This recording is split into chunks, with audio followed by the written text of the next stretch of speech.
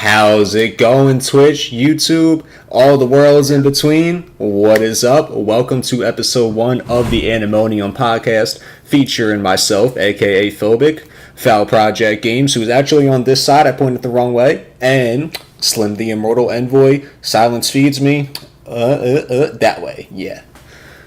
So, he's over there somewhere. So, to give a little brief intro on what Animonium is going to be.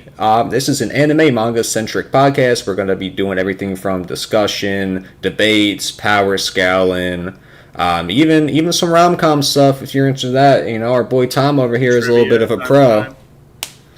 He's a little bit of a pro. Black screen, by the way. I hope that's just on your end, Shaw. Is anyone else able to confirm that? I'm not seeing black screen on my end where I got chat pulled up and everything. Yeah, it's not a black screen. I guess that's just on his end. I just pulled it up on my phone too. But as I was saying, chat, and everyone else watching at home, we're very excited to get this started. We have a few topics lined up for you guys today. I think the first one that we're going to get into is, you want to do the One Piece live action controversy, or do you want to dive into... Yeah, actually, let's start with that because it's fresh in both mainstream social media as well as, like, you know, generic circles with actors and such talking about it and everything. The controversy over Charithra Shandon, I hope I'm saying her name right, but it's insane. I think a lot of fans right now don't realize or have forgotten how much South Asian and Middle Eastern culture, Alabasta and Alabarna and everything in that entire kingdom has taken inspirationally. So Charithra being a British Indian actress, it makes sense for her to play Vivi. It's not such a fucking emotional conundrum as people are making it out to be, simply because of the fact that they imagined an Egyptian actress or player, which would have been great as well. But I'm a firm believer also of, if you're the best fit for the role, you should get the role regardless of your ethnicity, race, gender. Well, maybe not gender all the time. That depends on the role. But, you know, if you're fit for it, you're fit for it. Like, you know, Robert Downey Jr., Iron Man. There was no one better. Hundreds of thousands of people auditioned, probably. Like, yeah, I can't imagine a better Iron Man. Or Wolverine, for instance. Hugh Jackman. We actually have these tabs up here. So to start with the first actor that Foul over here was talking about, let's go through this article here. Going over Rob Coletti, another voice actor from the live action series, and his thoughts and opinion on the contrived portion of the fan base. Let me just interject one more thing before we do that real quick. How can anyone be mad with the casting when we've literally got someone who, I'm sorry, such a beautiful actress playing our Princess Vivi? Like, you couldn't have asked for a more beautiful woman to play her.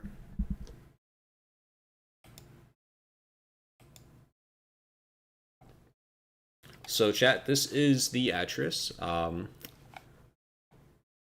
do you want to take it away with this, or you want me to start with this first paragraph? Let's start with it on this one, because I did a lot of talking about it. I don't want to, like, hog the show about it, you know what I mean? So, Rob Coletti, the live-action actor playing Walpole in the upcoming new season of Netflix's One Piece, is coming to the defense of Charithra. I'm mispronouncing her name, but we're just going to give her first. We'll call her Sha. I'm just going to say Sha. I'm just going to say Sha. C-H-A. That's all I'm going to say. It's the first 3 letters of her first and last name. I don't want to mess it up. That's enough for me. So, for portraying Miss Wednesday, also known as Nefertari Vivi, as a woman of color, Sha's social media channels have been flooded with hateful, racist remarks following the Season 2 trailer premiere at One Piece Day 2025. Coletti, currently cast as Template Walpole for the Drum Island arc of One Piece Season 2, took to social media to address the hateful comments being sent to Chandran after the latest Netflix trailer teased her appearance as Miss Wednesday. Although the One Piece cast was designed to be multiracial by series creator Eiichiro Oda, toxic fans online have attacked Shaw But I'm going to keep saying Shaw. I'm not going to keep trying to pronounce it as I can't pronounce it. But they'll keep attacking Shaw for portraying Vivi, who was depicted with fair skin in the anime and manga as a British Indian actor. It's astonishing to me in all the wrong ways how a certain small but far too vocal corners of the One Piece fandom can watch a rubber pirate, a reindeer doctor, and a giant walking, talking fish and be totally fine. But draw the line at the simple idea of Vivi being played by a woman who isn't white, Coletti said on his latest Instagram stories. And that was honestly the comment that got me when I was reading through this. I lost my shit at walking, talking giant fish because I couldn't think of anything other than Jinbei. And I'm like...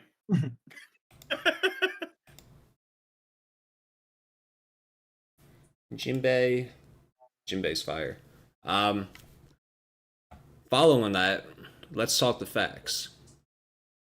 Wait, hold on. I forgot this paragraph.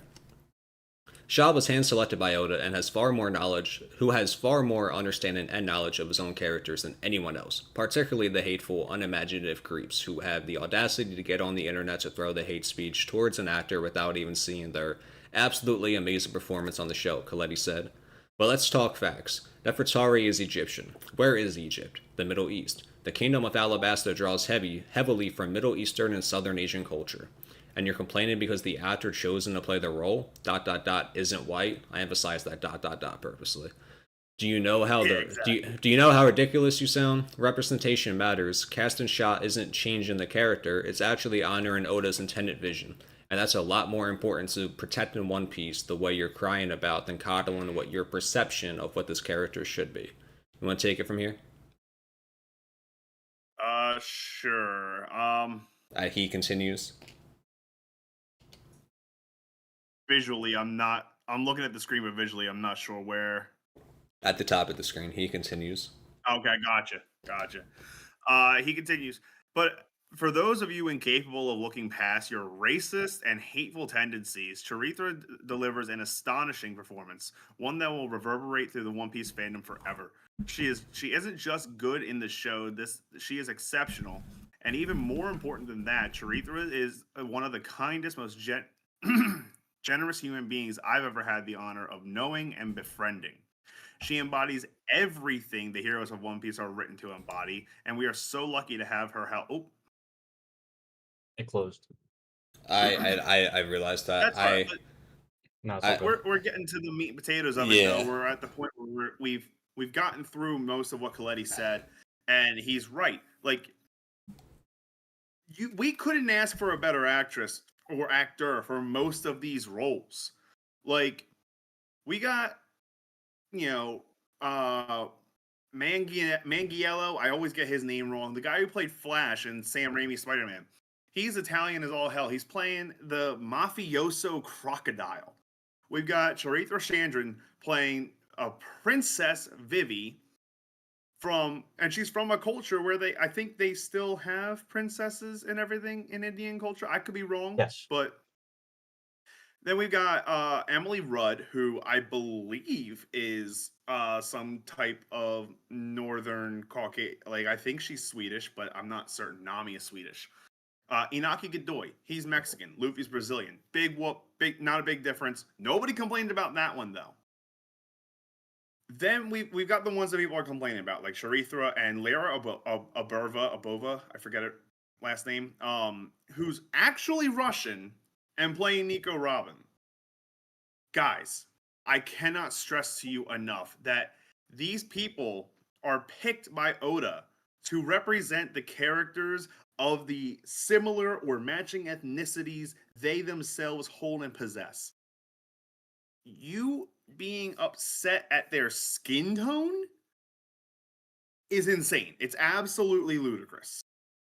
There's no reason that we shouldn't just be appreciating that we have an adequate live action happening and that they're managing to cover and encompass what looks like it's going to be 5 arcs in 8 episodes, like they did with the East Blue Saga.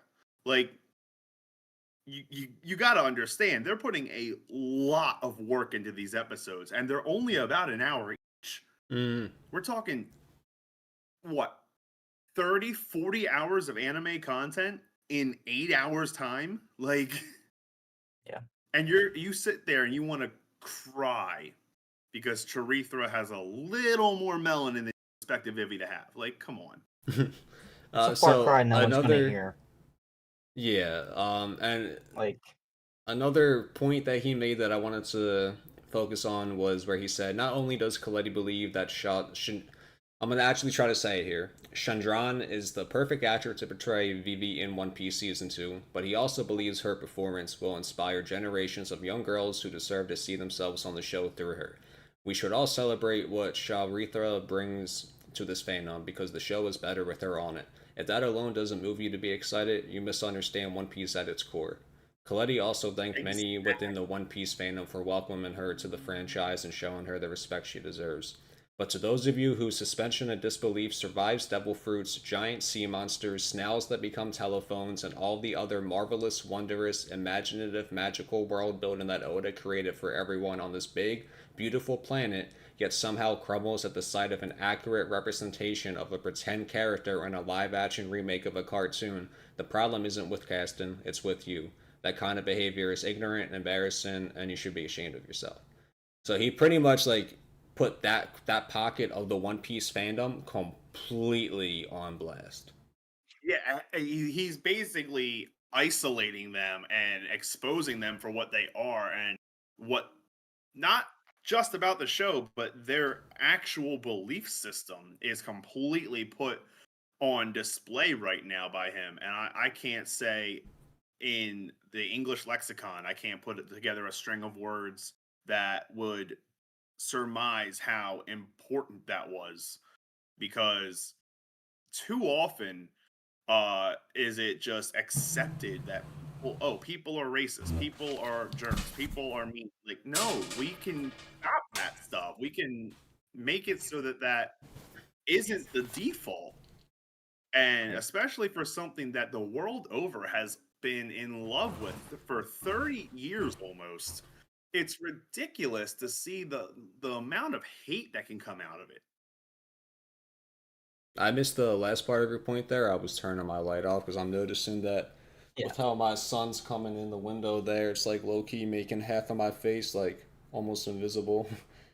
Well, versus the TLDR, work, But you I are was just right. saying it's amazing how we can turn off that default setting of racism and hate being accepted because people are jerks.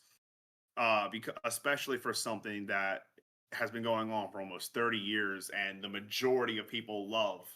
Like we as a community, especially in the anime community at large, but particularly in this case the One Piece community, need to stop enabling this kind of behavior.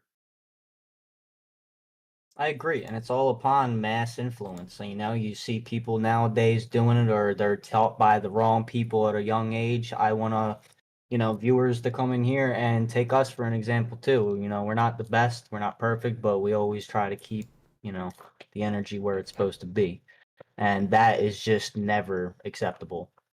When it comes to race, Exactly. skin color, tone, I don't give a fuck. Because at the bottom of the time, or at the bottom of it, and at the end of the day, this is probably some of the most edited and worked on cinema ever. I mean, you're talking about almost putting the work of a movie into each series or an arc or even just some episodes. I mean, people really don't understand how much really goes into this, and then tying in culture, tying in a very good story, tying in characters, the plot. There's a lot. This is legit visual art. And that's exactly what Oda does. He's constantly researching, constantly incorporating multiple ethnicities, mythos, belief systems, religion, everything into One Piece. One Piece is literally the whole point of One Piece has been and will continue to be togetherness and bringing the world together.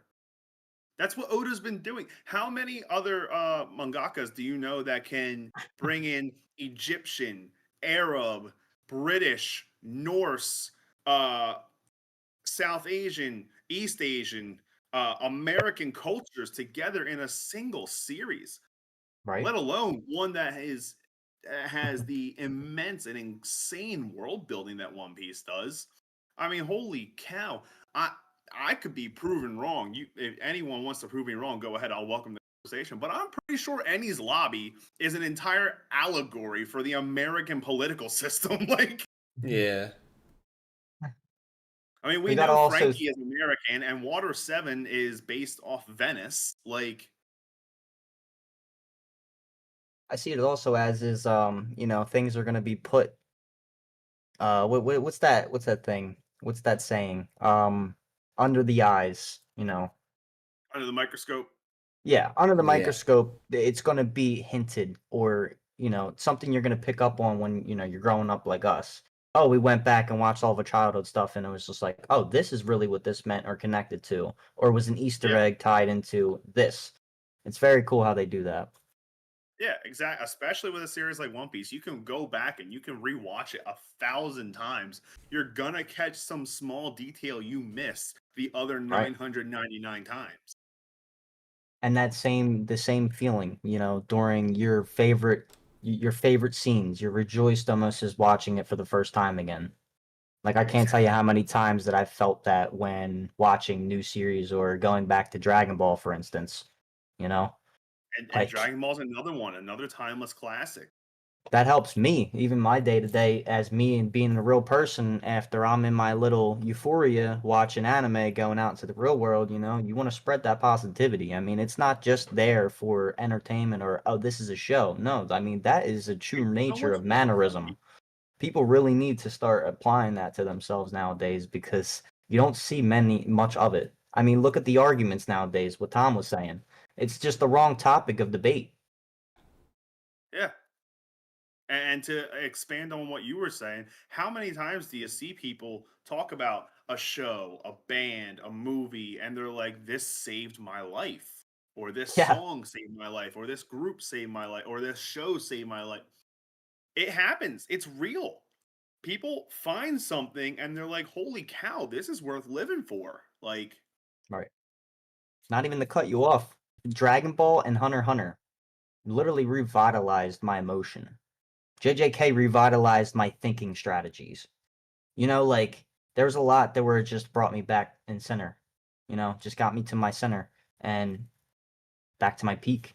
It's just crazy yeah, the effect that anime has and what it can Mm-hmm. do, to the point of motivation or just you're gonna, you're sitting there, you're tough ass, you don't cry or anything, and then you're just like, damn, this scene is hitting, you know? you're a Like, big, beefy, swole dude in the gym. You can squat right, 600 pounds and run a two right. minute mile. And next thing you know, you're going home and you're watching, Go squat the a weight of a rom com, heart. and something Go sad squat the happens. weight of a And heart. you're like it Yeah, hits home in different ways for different people all the time. indeed. Indeed.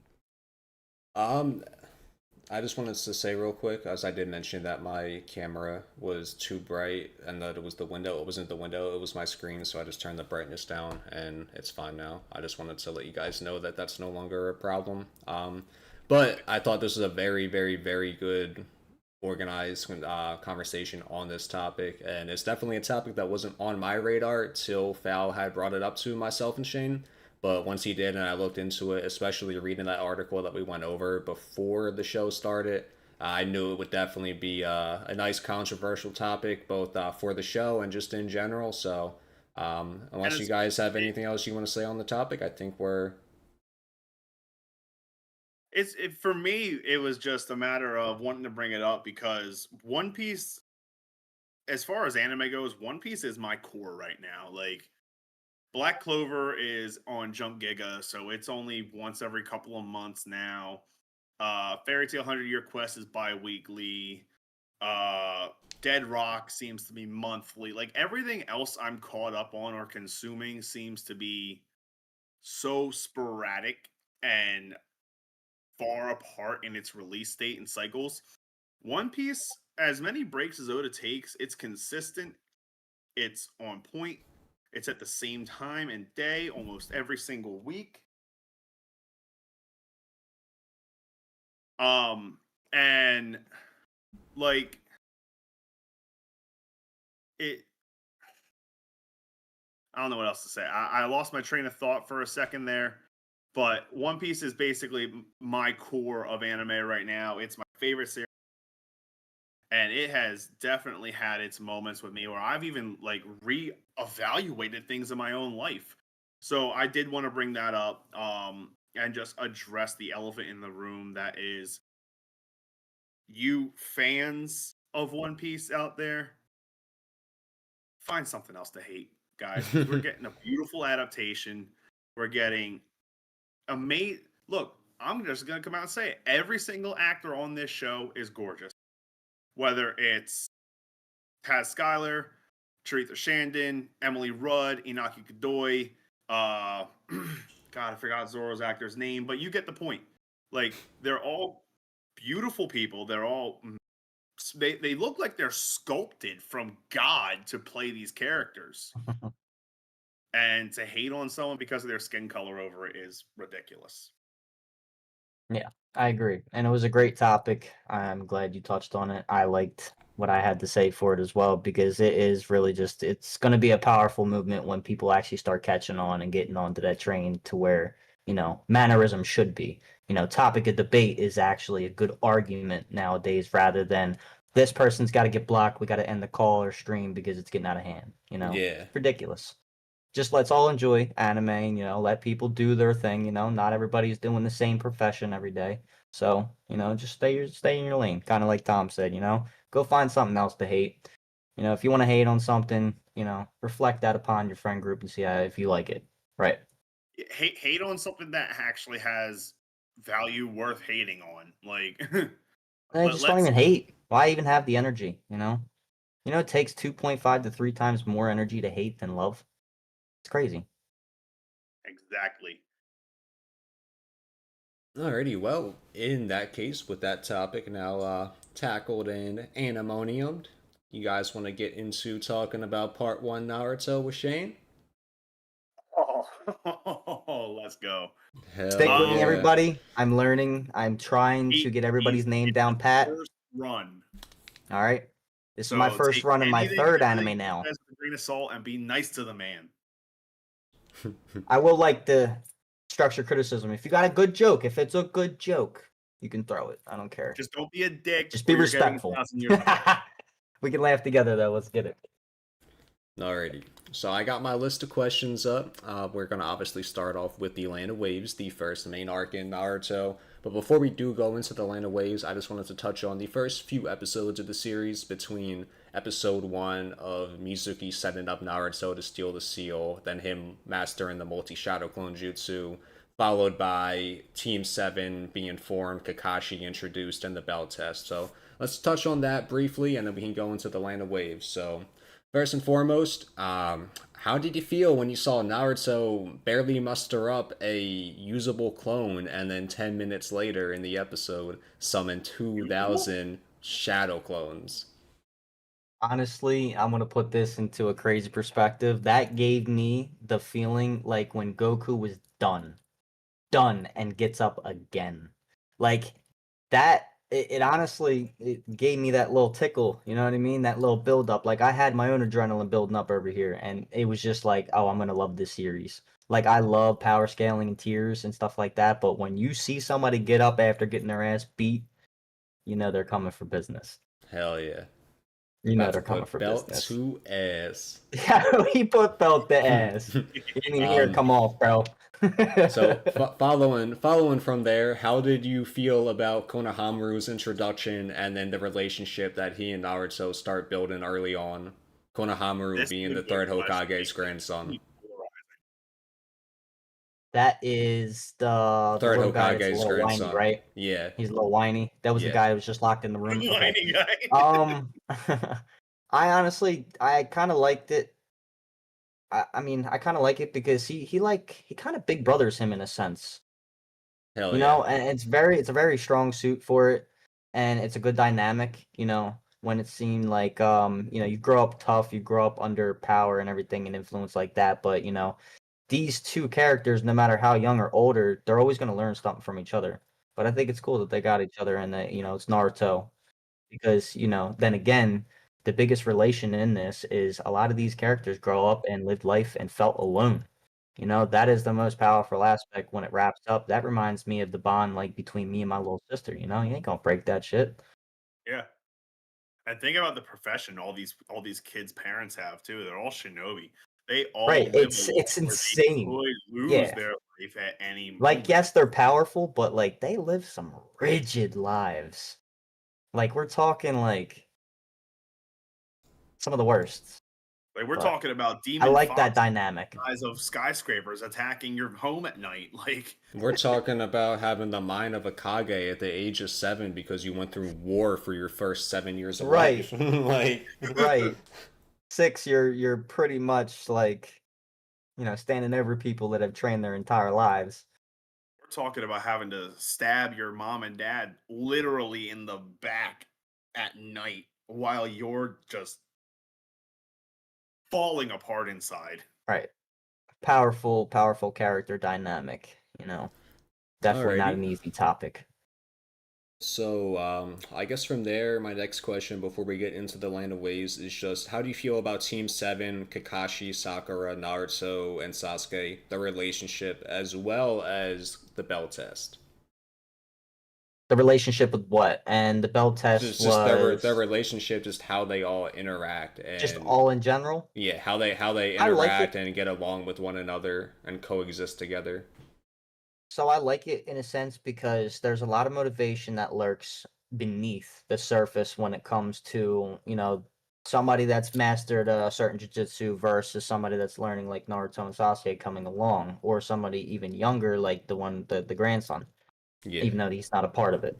But I really like the dynamic of everybody's character. You know, it's kind of ass to see Naruto constantly in his bag over Sakura because like you know, she's all about Sasuke, but at the same time, like, I think she'll come around.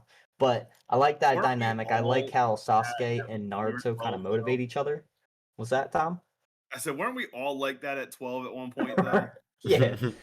I like how Naruto and Sasuke kind of like bump heads, motivate each other, but still kind of want to fight all the time, but won't let anybody else beat their ass unless it's Yeah, them. It exactly. kind of gives me that Goku and Vegeta dynamic, which I is was fucking just about to awesome. say that. It totally gives that energy. Kakashi is an awesome, mysterious Gojo-like sensei. I really, really like him as a bring together character, holding it all into one piece. Kind of at times it seems, you know, like even though that he's not perfect, he's gonna make some mistakes sometimes. You know, for he's always out for the best interest, and I really like just you know his power, the way he could do shit. I don't like how he's too OP. Like about both of his eyes aren't active, so it's always cool to see what else is to come from him. But them as a unison, I honestly couldn't pick a better group or to see who else would fit in as a character into their group to say that that's gang. But I like it. I like them so far a lot together. I need to say it's so funny seeing someone who's just getting into Naruto call Kakashi a Gojo like character.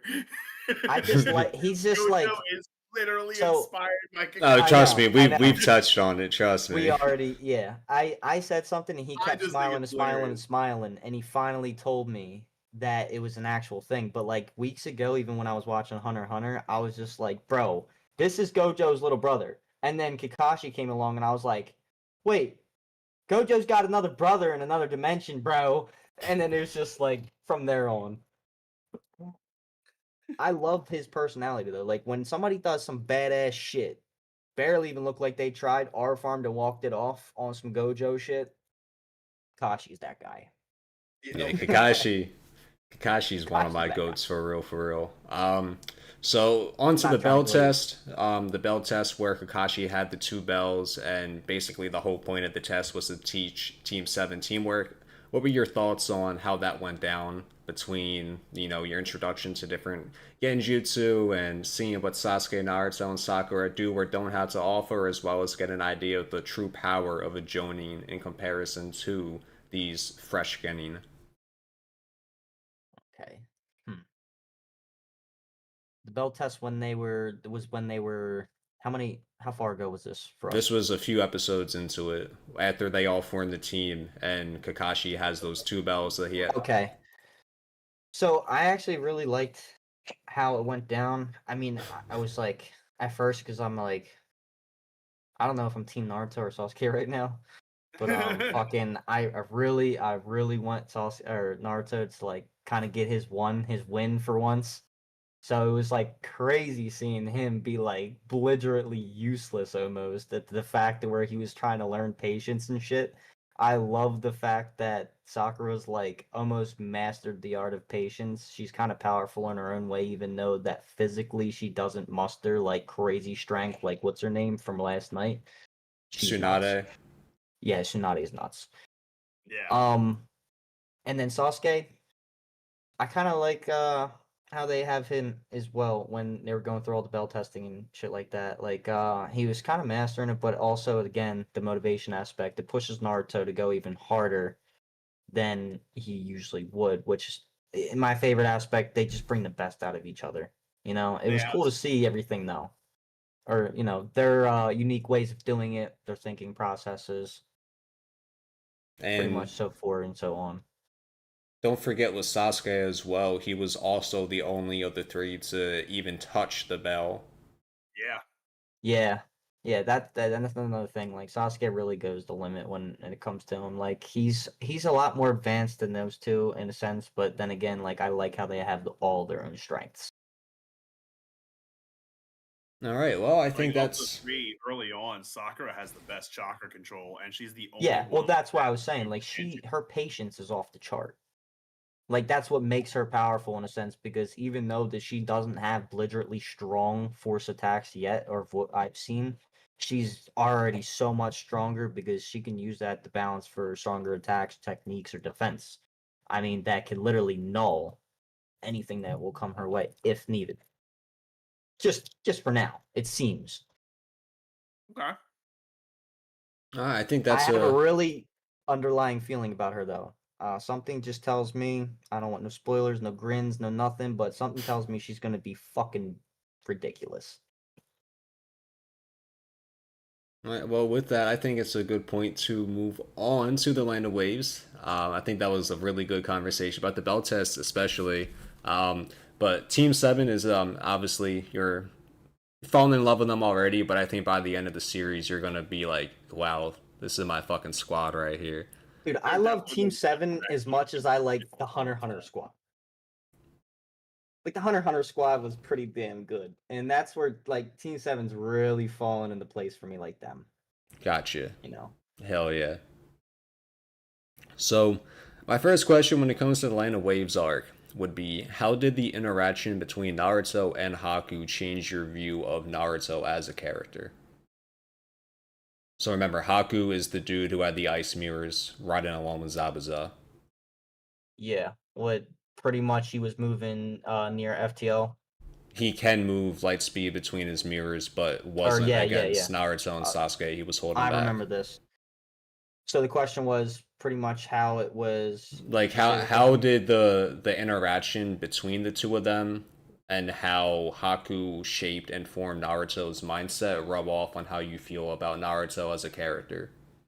Oh, this is great because that's like literally number one that I wanted him to have from the jump was just to have that learning basis of just being like, yo, be patient. You know, like he really needed patience because at first, he was just all belligerent strength, or he could get away with such and so much until he met somebody like Sasuke or somebody who's really going to give him trouble and be like, yo, if I don't think through what I'm about to do or master the balance or my chakra, I'm fucked. And I really like how it was like, oh my god, this guy is so fast that he might be able to kill me in the blink of an eye. So like I really need to think this through. And it was nice. It was almost like that wake up call, like, yo, you need to like do something different or you're cooked. You're cooked. Because he was about to be cooked. I mean, he Yeah. just literally kept going and beating himself. I mean, dude, it was reminding me of the time that Wolverine just wouldn't stay down. Like I Um, Yeah, thought he it's was funny done because like the second to the last time when he went down. I thought he wasn't getting up again, and he got up again and again. yup. so stemming from that, narratively speaking, in terms of what Haku taught Naruto about what it means to be a shinobi and kind of how shinobi are viewed worldwide as tools more so than people, and how that affected Naruto. So he didn't like that. I mean, I didn't even like it at first neither, but like when it comes down to it, that was almost like a terms and conditions type of thing. Like when it's up, it's done. And Because Naruto you're used didn't to yellow have and ninja. right. Naruto didn't have the that mindset structure of wisdom and a long time elongated throughout life to where it's just gonna be like, hey, like this is just what I need for prioritization right now. You know, it's been through so much, life doesn't mean anything. When Naruto is heartfelt, humble, will fight for any living thing if, you know, it would defend or even crack a smile at him, you know, that had good energy or whatever. Like it was just a really big difference, and I like how Naruto has such a big heart to fight for that. When some Yeah. people say that it's almost rendered useless, like him, oh, other shit, motions, everything's gonna get in the way.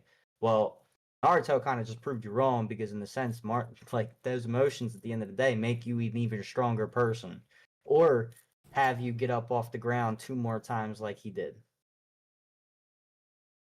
Yep.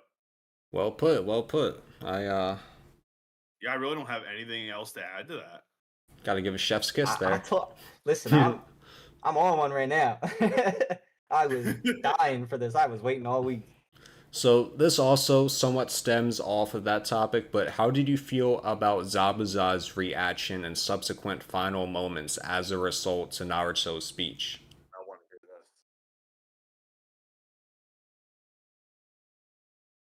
this. Zabuza, give me a picture of him real quick. The dude with the And executioner's blade fighting Kakashi.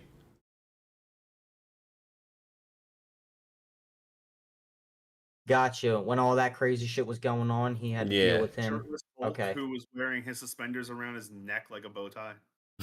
Yeah. Um. Dude was really like 6'8". I swear to God. So while he was fighting him, what was the question? So the question is, how did you feel about Zabuza's reaction and subsequent final moment slash death as a result of Naruto's speech? Gotcha. I'm trying to remember Naruto's speech off the dome. On along the lines of what was he like kind of going into reference of Like basically, it Naruto? kind of boiled down to like that kid just sacrificed himself for you. Like, how can you sit there and not Yes, do anything? yes. This is when Naruto was losing his shit. He was I cracking. kind of liked it because it kind of gave his hard ass, even though he would have probably never broke that promise till death, till he met Naruto, even on top of being the Nine Tails Fox. Like, bro, literally changed him on the spot. Like, I couldn't believe that he was starting to shed a tear and like actually gave a fuck for a second and was just like, oh my god, you know, like this is a whole nother. He kind of put himself in that kid's shoes for a second and was just like, wow. But also, he had one flashback of something, I think, right? That he kind of had kick on him that weighed him heavy that made that happen, right? yeah. So he had You thought got, back. He had thought back yeah, he to thought, when him and Haku had first met, as well as when him and Haku had left the Land of Water for the yeah, first time, overlooking. It's like, oh, we're gonna come back here one day, and basically Orochimaru this shit. right. So I like how Naruto has this effect on people. Honestly, like all the right to Naruto to yell at him his ass for that, but at the same time, you know, standing up for a whole nother soul that literally was. I mean, he was willing. That guy was ready to fucking die, you know, and he even woke his ass up and him up and was just like, yo, like, what are you doing? Like, you literally using this kid as a piece of currency. Like, you spent it and it's gone. That was it. And it's just like, Naruto's just a powerful, like, we don't even got to talk chakra, hands. Like, he's just a powerful character right now and he's really making a scene, you know? He's a presence for Yeah. sure. No, for sure. And it doesn't matter if he's the smartest presence, the loudest, or the quietest. Like, he's Naruto, bro. Hell yeah. Yeah. That's just the best way I could put it. No, like you did with that last topic. I mean, you're Hell yeah, chef's Shaw. kissing it, kind of chef's kissing it, you know. Oh, I don't want to leave out Sasuke too. When Naruto was going against that guy with the mirrors, like props to him actually catching up and on spot getting better as what was needed before they died because without him and Naruto sacrificing himself damn near falling on the ground repetitively after getting needle, like I was impressed that he actually caught up with that, understood what was happening, and read the movements for the next scene to kind of ravel out so they didn't just die in that fucking dome or that dome. And Like that Haku was was impressive. so hesitant to kill them too. Like what Right, you said about needle after needle, that's what right. jogged my memory on this. He did not want to kill them. He was playing with them. He He could wanted have them to stand easily. down. So you know what he was doing to them Right, had to hurt so bad because right. they're He was just basically getting fitting like himself. puncture, and then they're like, okay, I got my breath back. Ha, puncture. Right, Like, dude, that's right. gotta. And it was even hurting the other dude, like in a sec too, because like he's basically fighting himself at that point, you know. Yeah, Like he absolutely was. He had a huge internal it was a hard fight emotionally and physically on all sides. I feel, but it was definitely good and done right. I feel like I really liked the demonstration how it was boiled down. Do you think Haku could have beaten Kakashi in a straight 1v1 fight? Why or why not? Show me one more picture of him, just so I can just have like everything rolls in my mind. Haku. Ice mirrors. Oh. All right. Ice mirrors is Haku. I'm learning. Um.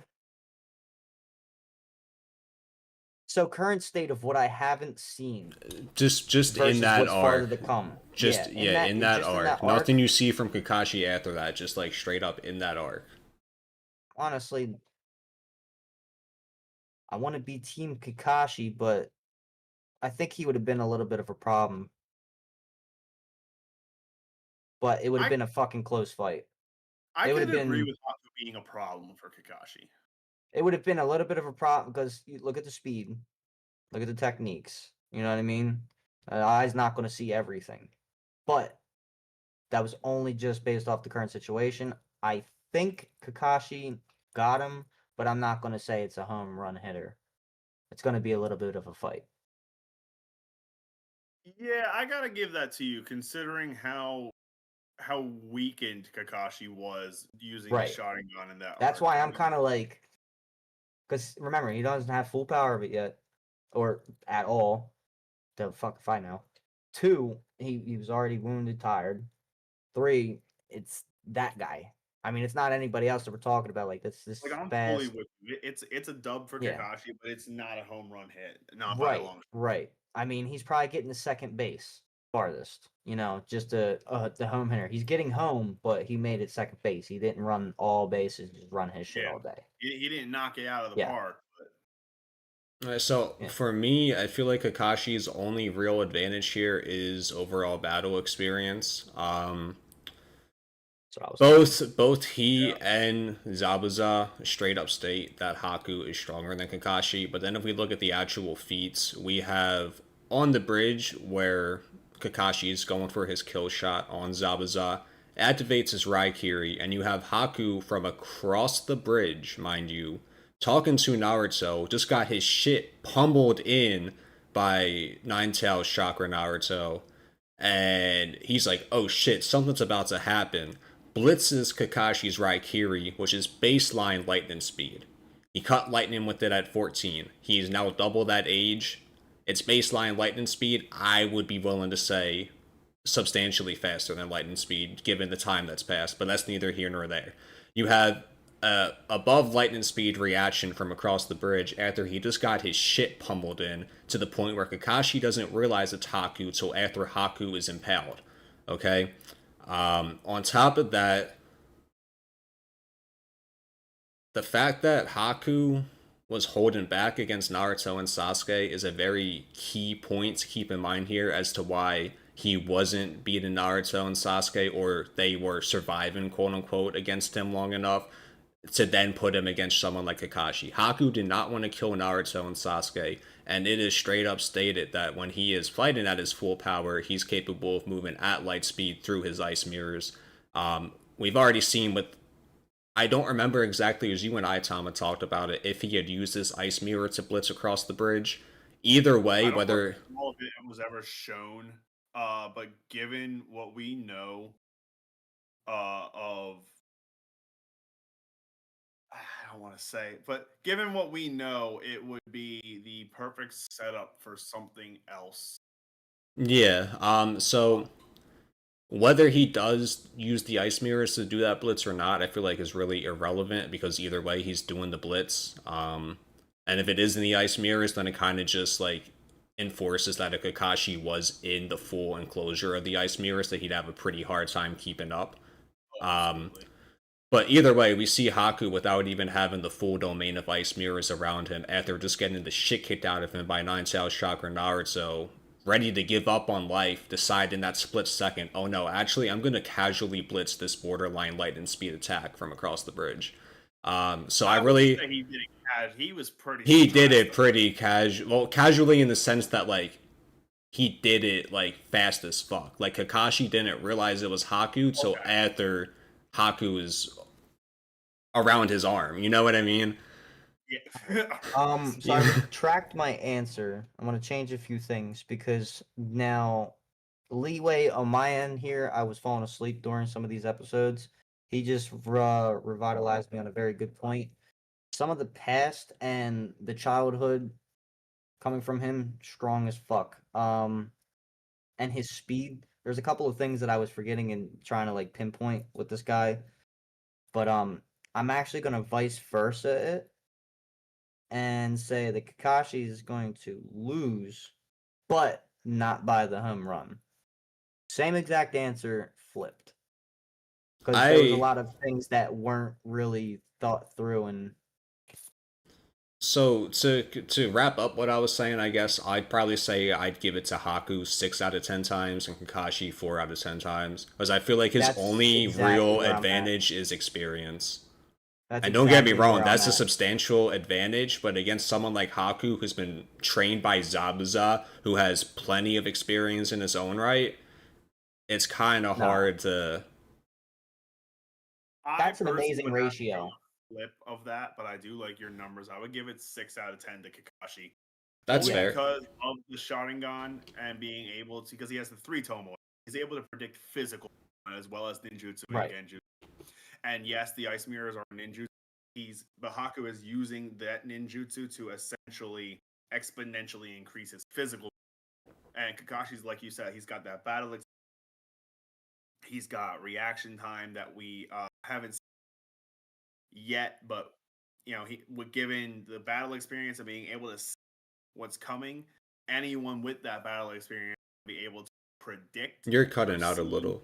and oh, it's gonna happen. Uh, Unfortunately, it's gonna happen. Am I? Do I sound good now? yeah. Yeah. He's gonna with that battle experience, he's gonna be able to predict, perceive, and react before Haku Course. makes, say, the third or fourth movement in a sequence. So Haku's making his first move. She's ready for. He's gonna turn around My with that blade. It's My counter anticipation to from that, my experience. counter to that is the fact that Kakashi's Sharingan negates the tunnel vision of the lightning blade, so he can be aware of other stuff going on aside from it, and still got completely blitzed from across the bridge by Haku, who had just gotten the shit kicked out of him. Yeah, and that's a Well, very okay, my good counter to that is fight. that That's Kakashi a wasn't looking at Haku; he was looking at Zabuza. But it yeah, doesn't. But but it that doesn't you matter just because fought the yourself. Shar. You just fought yourself because the You just Sharingan fought yourself perceives that because you stuff. just said that it perceives other things, but also if he's not really mainly focused on the first thing that's happening, he If should be Kakashi But able was but to. that focused on it, aside, he's going to be able to perceive 2 or 3 steps ahead. but that Yeah, but we're aside, just talking. That's some. with the lightning blade, Yeah, the that's the fast. Sharingan. So the lightning blade basically causes a tunnel vision unless you have the Sharingan, and that Sharingan allows him to not get tunnel vision and be aware of other stuff going on around him. So it's Right. kind of like seeing something like that like happen in verse. It kind of blows past both. Like one was okay, I'm definitely gonna catch him. The second is just like, all right, this is if I barely catch. No, he got past both. Like literally, like Kakashi was like, "Oh shit!" Like the face that he made when he realized who was in front of him. Like even I was just like, he didn't see that. That's another thing is obviously Kakashi's cold and whatnot. If they were to just meet like with no prior context, I don't think Kakashi would have too many qualms, if any, about killing Haku. But if they were under the context of prior, and I think that's why Kakashi seems so surprised. I don't think Kakashi wanted to kill Haku. If it came to it, he was going to, but I don't think Kakashi in character wanted to kill Haku. There's actually a major reason that I can't talk about for Shane's sake of why Kakashi was so shocked at that, and it's because he remembered what had happened before. Right. That's a But good. I thought But I about this a agree with you, second ago, Dan. Dan. What just occurred to me, didn't so correct me if I'm wrong, but in the episode, I'm visualizing it right now. Haku's standing in front of Naruto, he's smiling to him. Kakashi's about to hit the lightning blade, and then it just cuts to where Haku was, and it's just nothing there, right? And then, if I'm remembering correctly, didn't it cut to a scene of an ice mirror crumbling? It again. It could have. I don't remember if it was the If ice that's the mirror or case, not. that's evidence that he did use the mirror to blitz Kakashi.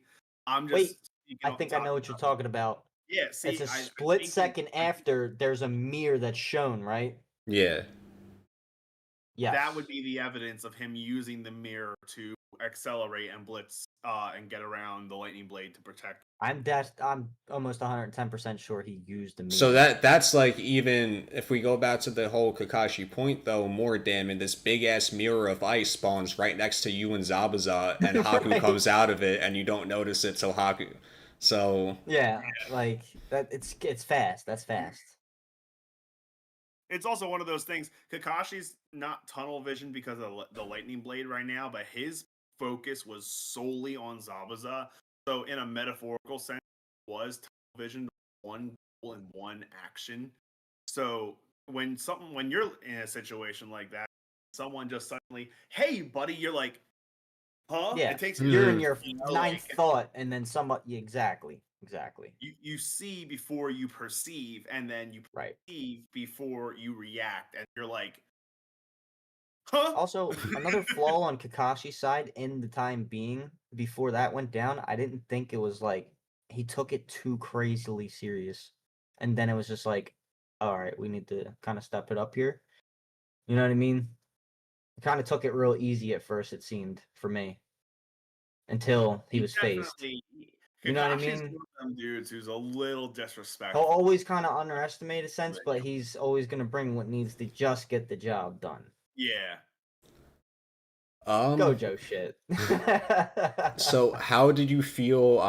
Kind of going off that topic a little bit about Naruto's Nine Tails chakra transformation and Sasuke's Sharingan. The first two times seeing those was amazing. Um, seeing the Nine Tails was almost like going out back at night and seeing a dragon spawn in front of my face. Like that was badass. And I was really confused on how it worked at first because I was just like, I was trying to see exactly like if it was just his spirit, his physical spirit, or his actual body. But like when I actually seen the aftermath, I was like, oh, this is badass. I can't wait to see more in exactly how much it scales. And then the Sharingan with Sasuke, it's just badass. Like it fits his My character favorite things about the perfectly. inner demon trope is that it only Perfectly. like gives you physical changes. Like Naruto's canines grow out, his Right, muscles he's got his grow out. canines and he's literally got slits. Oh, bro, it's so badass. It's so badass because I thought at first I was like, is he legit the damn fox? And then I seen Well, him fun fact, after. that was the original pilot. You can still find that on the internet somewhere. The original pilot was that he was a fox in human. Gotcha. Okay. I would love to actually do some side reading after I finish first correctly and It's a know one shot. everything. It was like one chapter, but yeah, But it's out there somewhere. gotcha. um, Yeah, that's what I figured. All right. So, how do you feel about the Land of Waves as an introduction to both the life or death stakes of the Naruto world and how it conveys the ultimate way of the shinobi? I feel like we should be eating hot wings each time you ask one of the questions. Like these are like some Sean Evans level questions, dude. We Like, could do that for one of the episodes. That's what Fire Style is going to be. basically. Yeah. All right, so give me like a 2-minute cap on the contexts here. So I'm trying to think. I'm still trying to learn exactly what is what in So category. the land Shinobi, of I know what a waves, shinobi is.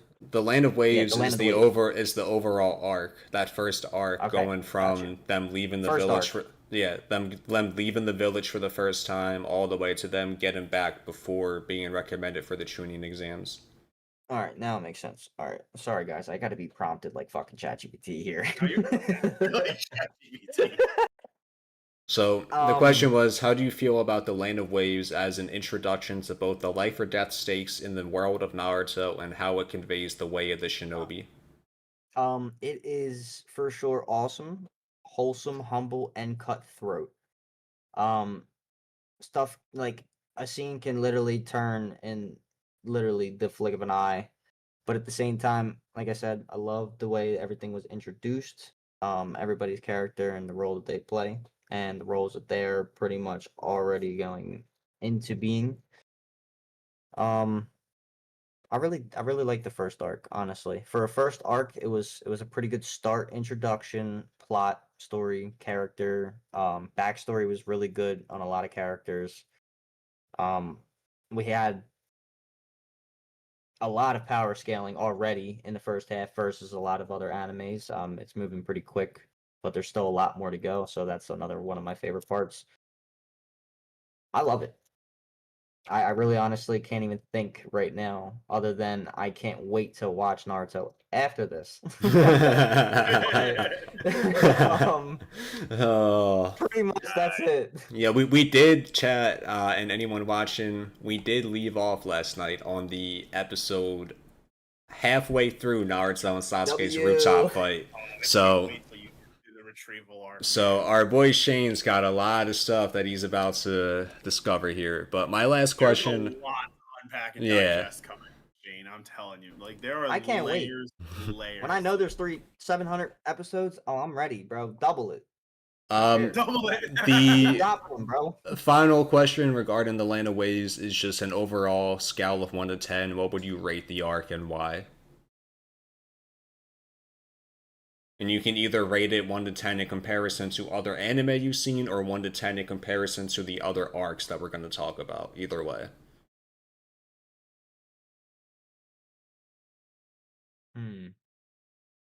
So I'm only gonna rate it by itself because it'd be biased for me to even go. There's too many what ifs. There's too many things to go back and forth on when it comes to comparing to another anime because each anime is projected differently. You know, they want you to perceive or receive certain information at certain times. I'm gonna give it a 10. Same thing I gave Hunter x Hunter. Same thing I gave Dragon Ball Z. You know, like at the end of the day, that is their own way of displaying characters, power, the way that the story and the plot's going to unfold. And I like the way it is. You know, I like the way that they did it. It wasn't too over the top. There was no episodes that felt like fillers. There was constantly something new to learn or that was going on. It was very informative throughout combat. So I love it. You know, all around. I'm gonna give it a 10 out of 10, just like I would as other animes. This is definitely one of my top three. You All know, I'll right, give you a so more updated answer at the end. But with that, we got a 10 out of 10 for the Land of Waves. Let's move on to the Chunin exams. And with that, my first question is it actually takes place during the written portion of the exam. And if you need a refresher on any of them, let me know. But I'm sure you probably had one at least that stood out to you. Out of all the methods that were used to cheat on the first exam, what was your favorite and why? bro, the fact that hold on, before we get into the cheating part, the fact that this motherfucker didn't write a single thing on his paper like was crazy. Cause that would have been me, bro. I wouldn't even wrote my fucking name on there yet until like I got the first answer done. You know? It's like the But SATs, bro. You gotta I write the first answer to start getting points. bro, I had a 1-to-1 ratio nostalgia moment that I felt stuck in going back to 8th grade, just sitting there in front of a test. I was like, I am fucking Naruto, bro. Because at the same time, I wasn't dumb. I just didn't give a fuck because I didn't take the time to learn it. Neither was he. So, but dude, what was my favorite way of they were cheating? There were some really deceptive ways that people were cheating. What were like some of the Hino ways? used her mind transfer. Sasuke sharding. Kankuro put one of his puppets as an exam problem. Was able to pass answers on Mari. Yeah, I think Gaara that used his third eye. 1010 used an entire contraption of mirrors that she dude, bolted that and was mounted. stupid. That was stupid. That when I was looking at her like, bro, you're acting like no one's gonna look up and be like, what's the answer? And be like, oh, is that a fucking Only mirror? explanation is that literally every single proctor and Ibiki was like looking at someone at the same time. Right. So I don't even think that I have a specific favorite. I think that I liked watching everybody go about it their own way, but some people watch it or like coming across to knowing that all right, you're cheating. And you're all right. Hold on, how are we going about this real quick without anybody else like? But the fact that they were being watched and Um, like the fucking prompt was genius. Like Yeah, cheat without getting caught. genius. Like they weren't even taking a hint to cheat, and they were looking at it and being like, "Why would they make it so hard?" Yada. And then some people were getting some things, and then when it started cheating, I just liked seeing how it unfolded per character, rather than just picking one that was like, "Oh, that's cool," you know? hell So yeah. my personal favorite cheating method, this is actually gonna be a hot take. Was Hinata's. She got every answer on the test, at least written. There's no confirmation she was right. She wrote something on every question. Her design method of cheating was to let Naruto cheat off her. And Yeah, I I thought thought that was so humble. that was like a beautiful representation of other ways to cheat. Also, I love And these two.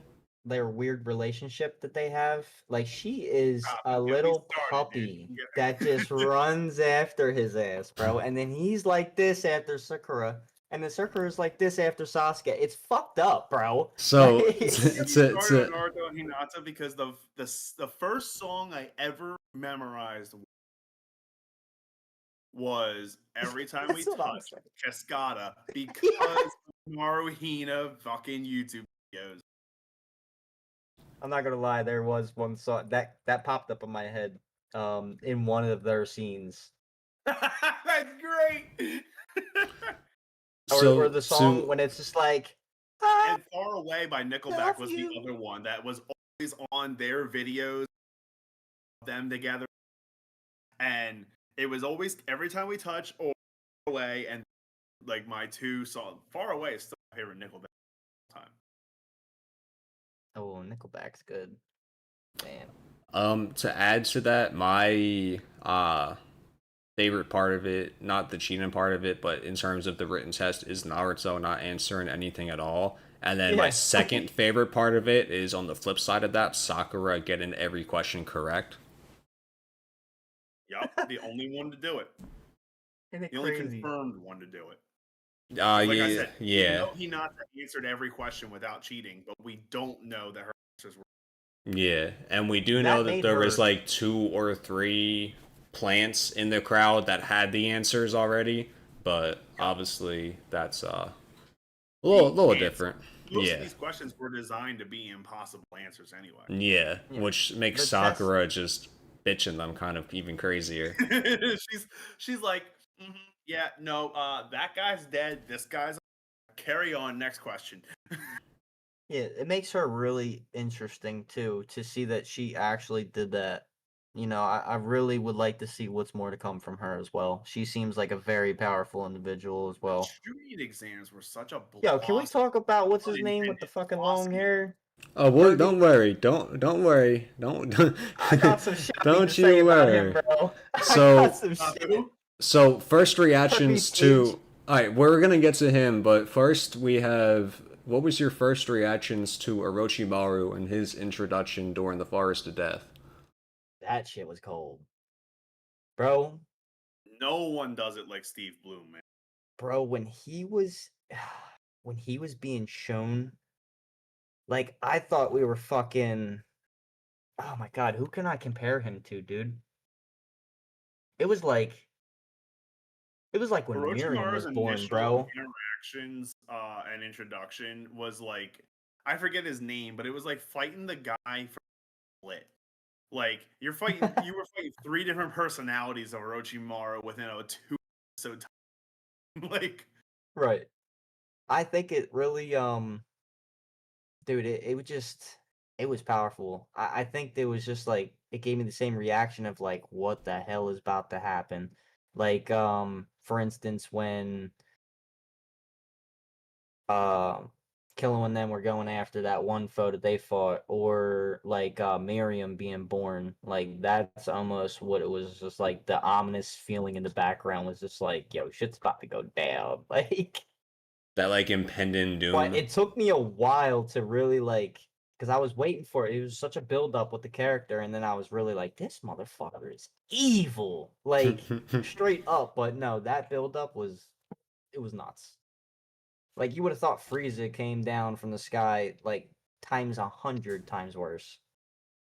Like that's So literally what it felt like. You could feel it in the air.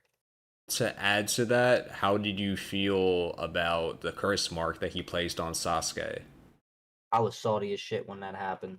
As soon as cursed marks and shit started coming and hitting people's skin, I was just like, oh great, like how's Sasuke gonna get out of this one? And it was just like, oh great on my end because I'm waiting to see this motherfucker just grow, just get stronger. And I'm like, oh cool, power dampener.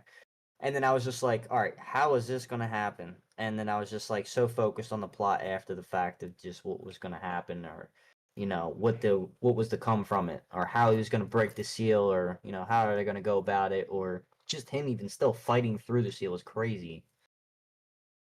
Just trying to at least. Hmm. Out of all of the genin that were featured in the Chunin exams, everyone from Naruto, Sasuke, Sakura, Lee, Neji, Tenten, Gaara, Kankuro, Tamari, etc., all the genin that are featured, which one is your favorite and why? Oh, fuck, man, what a hard question.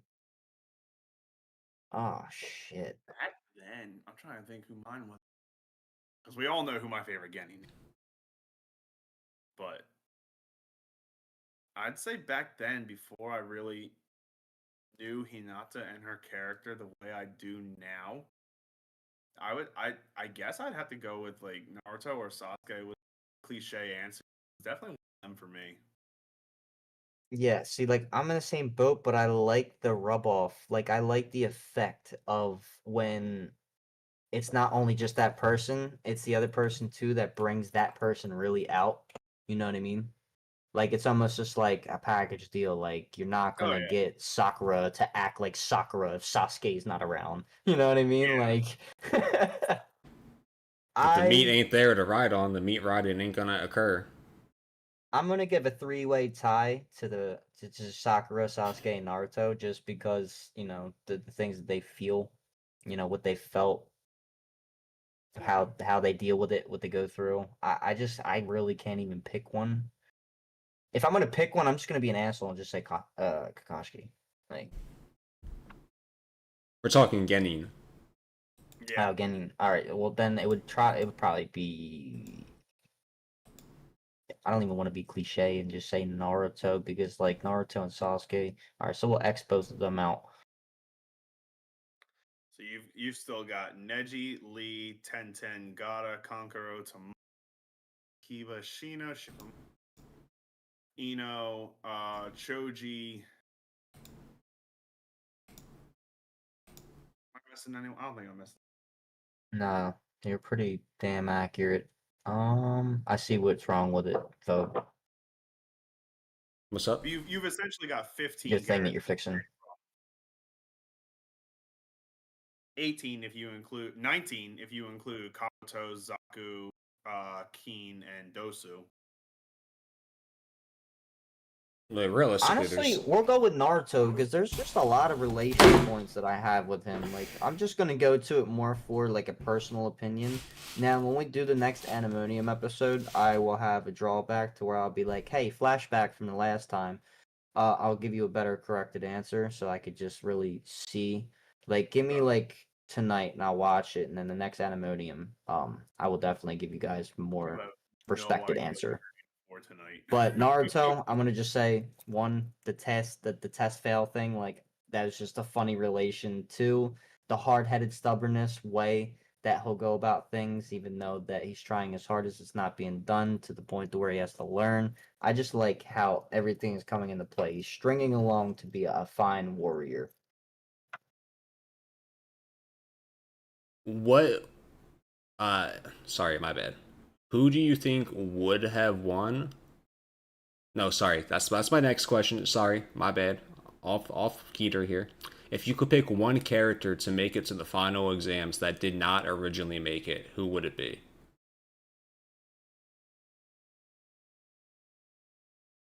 So we've got the Konoha 12 there. How many didn't make it?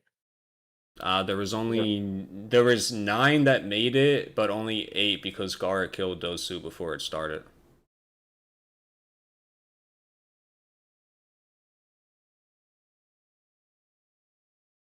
One that you got Naruto, Sasuke, Neji, Gara, Shikamaru, Tamari, Shino, Kankuro. and Kankuro. hmm. So, out of the ones that did not make the final exam, who would you pick as your?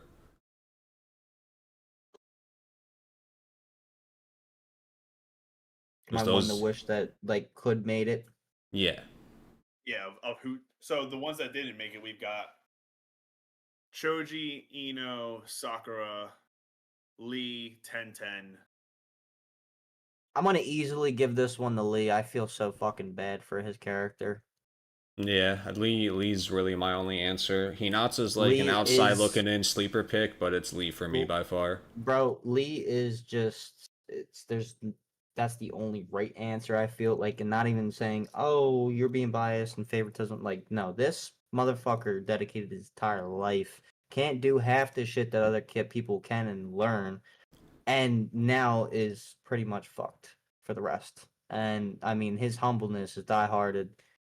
Yes, sensei. No, like there was really almost no feud in between. Like he was the perfect warrior for his like for this.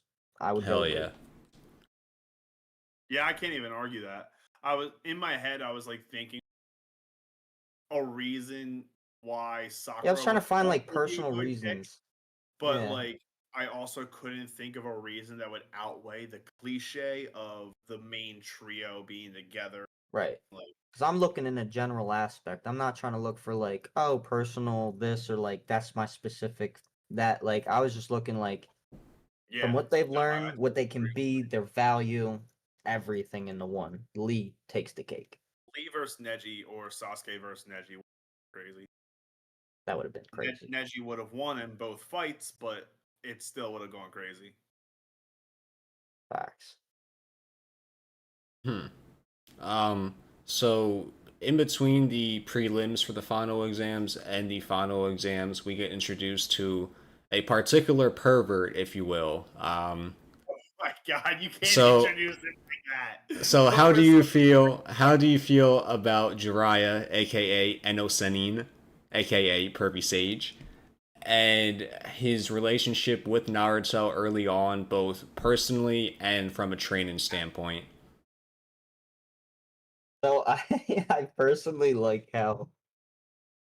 All right, well, first and foremost, clear the air. He got to get off his bullshit, man. It's one thing to it's one thing to no, look and let's everything, put but make a respect on limit, my man. make a terms and conditions, or like, hey, I have to stop here at some point. There's no chill for him, bro. He just keeps going. He's just like it's like Den. But anyway, I love the way that like it was introduced because I'm like, yo, who is this strong ass motherfucker? And then his whole identity is this, and I'm just like, oh my god, here we go. But it's so funny too because at the same time, nobody really like he don't take shit. He won't take shit. And nobody really kind of give him shit because of his status, I guess, or his power, right? I think it's funny how Naruto could just talk to him however he wants. Like Naruto Goku's doesn't talking give to a fuck. Beerus. He will run the verbal ones anybody. Their dynamic is nuts. I was actually particularly saying something about it last night and the night before. Like it just reminds me of Goku just bitching the Beerus, and then Whis just laughs behind. It's just like you can't ask for something better because he's taken so serious. But at the same time, here's his stakes and his persona and his image, and then here's Naruto bitching in his face.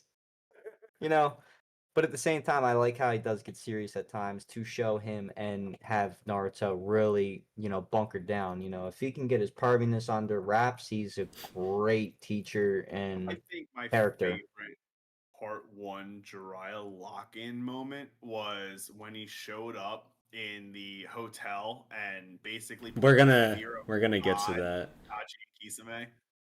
Fear of God's a bit of an overstatement, but we It's will a get bit of to an that. overstatement, but at the time we didn't know any better. We're scared Getting of a him. Red Bull.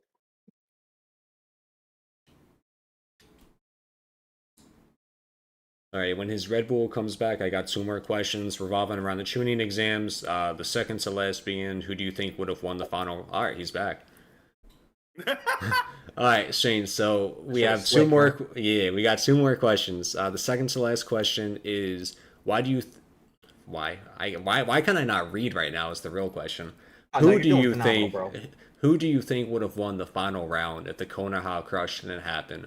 So if the whole plot between Orochimaru, the Sand and Sound Village did not undergo and the Genjutsu falls and Gaara loses control, blah blah blah, and the Chunin exams were to continue as normally, who do you think would have ultimately won?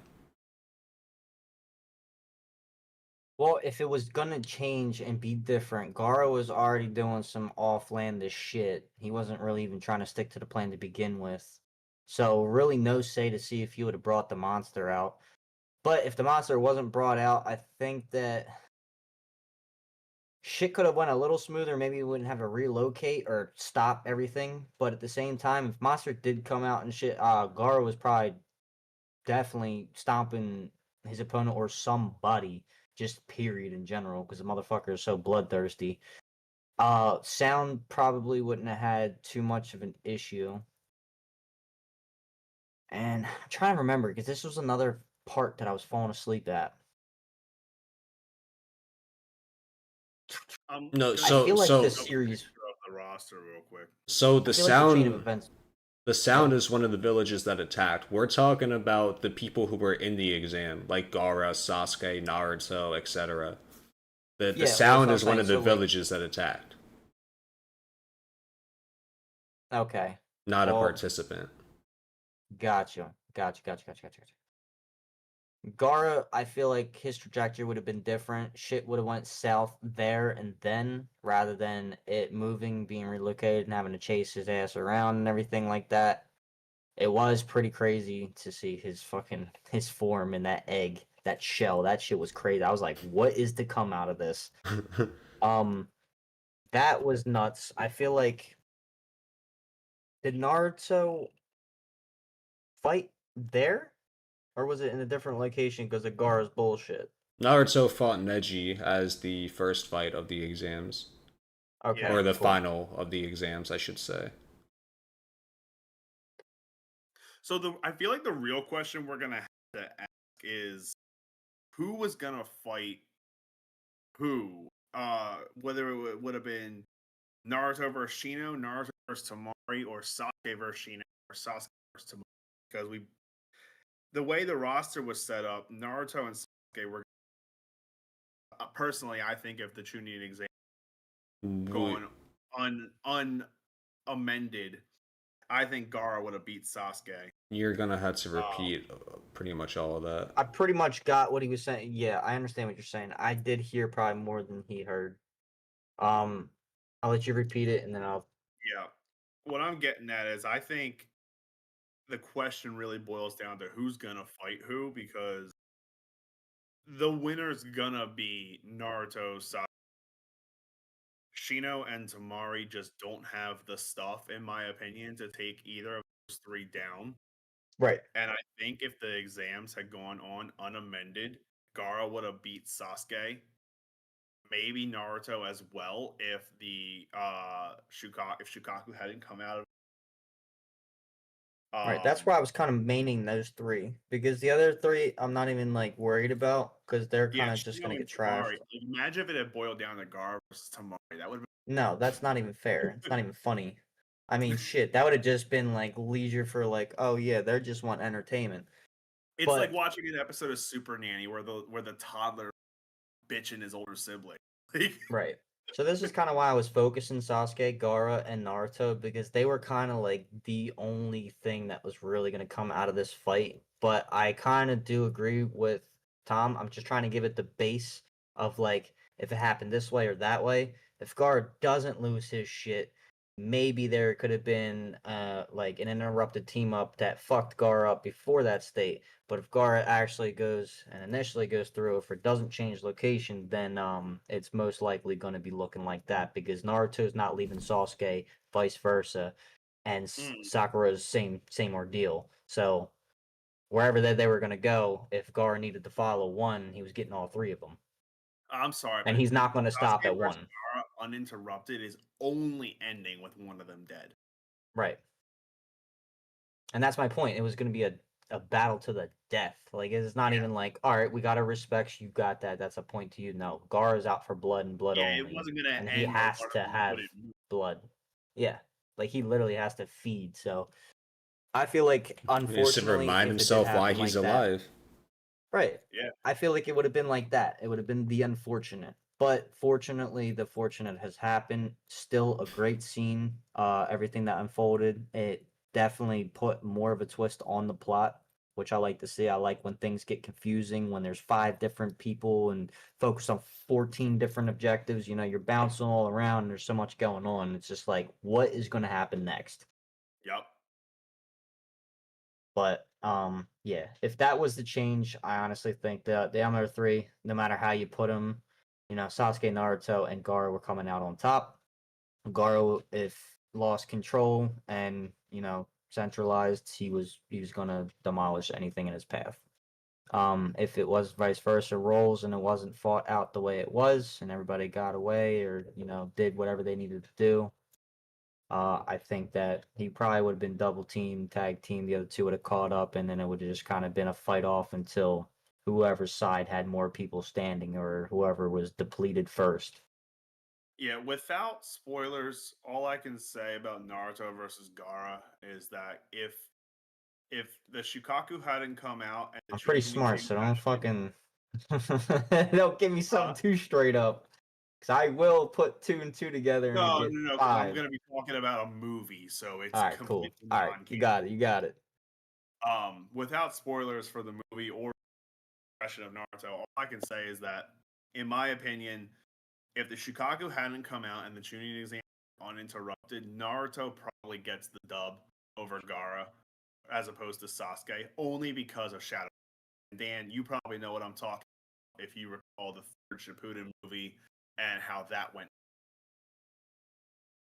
So I can't reference what you're talking about, but I agree. I think I do.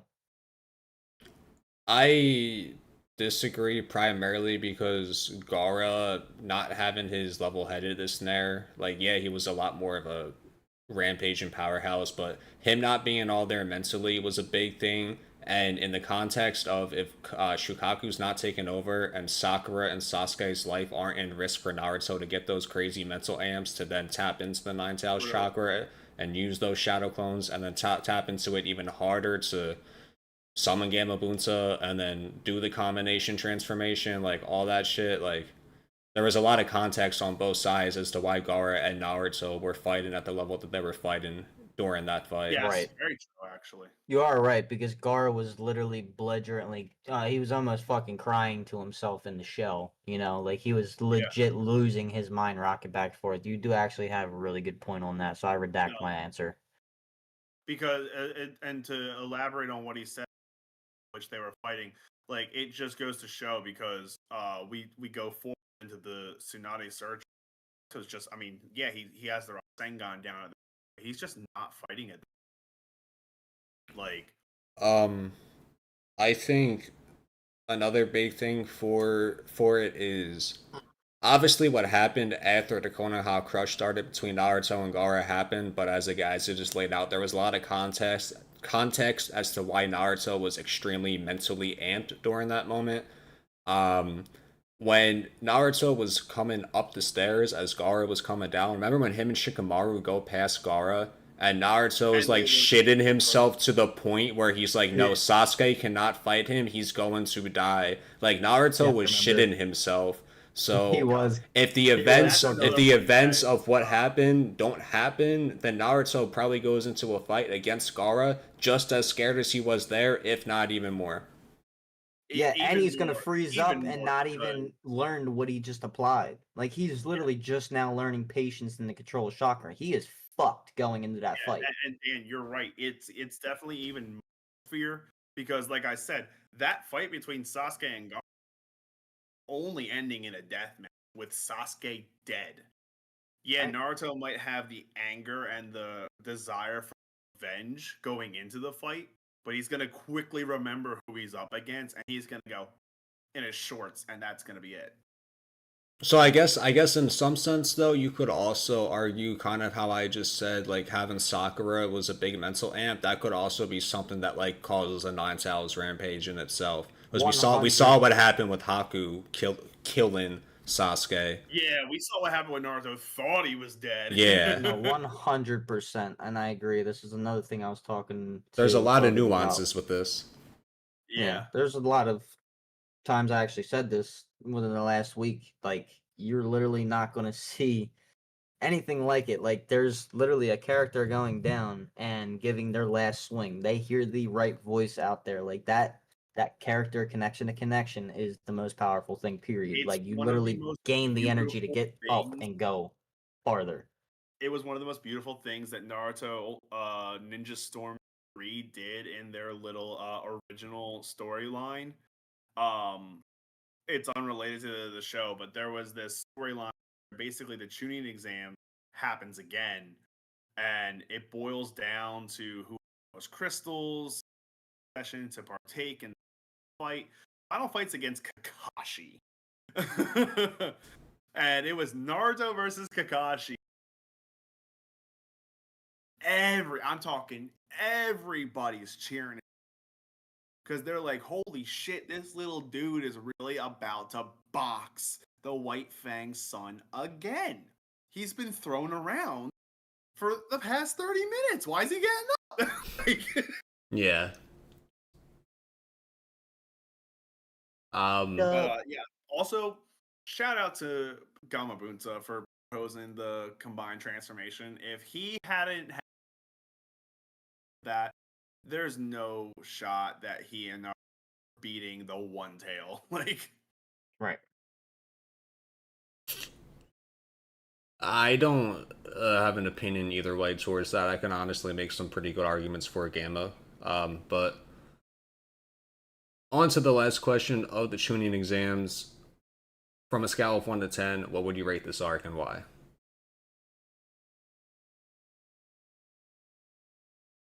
I'm gonna give this one a 10 because it goes a little more harder with intensity. And I'm not gonna just say, oh, 10 every single one, but like again, this is hard hitting at a very, very rapid pace, and it's very early still. Like I said, first arc was 10 out of 10 because of the introduction, just the way that we walked into this new world. And then two, I like how intense everything was. There was so much on the line and at stake, and one thing goes wrong, there was a whole grand fall to it. It's almost like there's as much good as there is to the bad guys. It's just you lose one or two good people, the other side's winning. But oh I yeah, really like to see the animosity. like if Shikamaru hadn't been able to go with Naruto and Sakura, So that's for that's so going to be many- discussed in the Konoha crush, because that's a whole different arc. okay, okay, okay. But you can But make your yes, point. I was just again, letting you know yeah. that Oh it's yeah, gonna. yeah, Good yeah. point. Good If point. he hadn't gone with them to be able to divert the Sound Ninja that were coming after that, like that would have, it would have been raps. Right. Like, I mean, this is like half the time when Sakura's around, and she's just motivating either Sasuke or Naruto to push fucking harder. I mean, she's literally there to. She's like an amplified aura. If I need aura, I'm just gonna go look in that direction real quick. You know, let me just power in up. that direction. You know, like fuck. But yeah, no, it's crazy. You know, she's like, see how powerful a dormant. She's not dormant all the time, but like her just being dormant in such times or those times is more powerful than anything that they could have even thought to conjure up powerful because it comes from them, but they don't even realize that what is coming from them Yeah. eternally. You know, just because of all of that and what they feel towards that character. It's awesome. Like I said, that's just like watching. It's like watching your boy come back to life. You know what I mean? And all you did was scream at him to get up. Like, Wake up, I don't know. bitches! Like, It's it's just fucking like, oh, all now! right. So moving on to the next arc, we have the Konoha Crush. So the first question that I have is, what was your first reaction at the start of the Konoha Crush when the quote-unquote Kazekage held a kunai to Hiruzen, the third Hokage's throat? First, it was just like, it's mad disrespectful. But I was just like, how powerful is this person? Like, how powerful are these people to go up and then just rain hell on not even just this area, this region, what they want to take over, but the entirety of not only the tradition, the mannerism, everything that they learned. It just literally went out the window just because of what they wanted. They showed up on business. Like that shit Yeah. was crazy. Like they did not care. There was no stipulation. There was nothing that was going to stop. No, just nothing. It was straight up. That is as close as you're getting to the action of cutthroat. So to build off of that, how surprised were you when Orochimaru was revealed to be taking the Kazekage's appearance? That was nuts. Um, it's kind of crazy to see like him change in his sense. Reminds me a lot of Dollface, bro. But it's honestly nuts. I almost should have bricked because I was just like, oh, again, what are we about to see from this character? What's to come? You know, what's about to happen? He's about to play somebody. You know, it's just a straight up 1v1 battle, and then everything just started unfolding right after. But I think it was crazy. It's also a huge up on his part if he wants to use it for deception.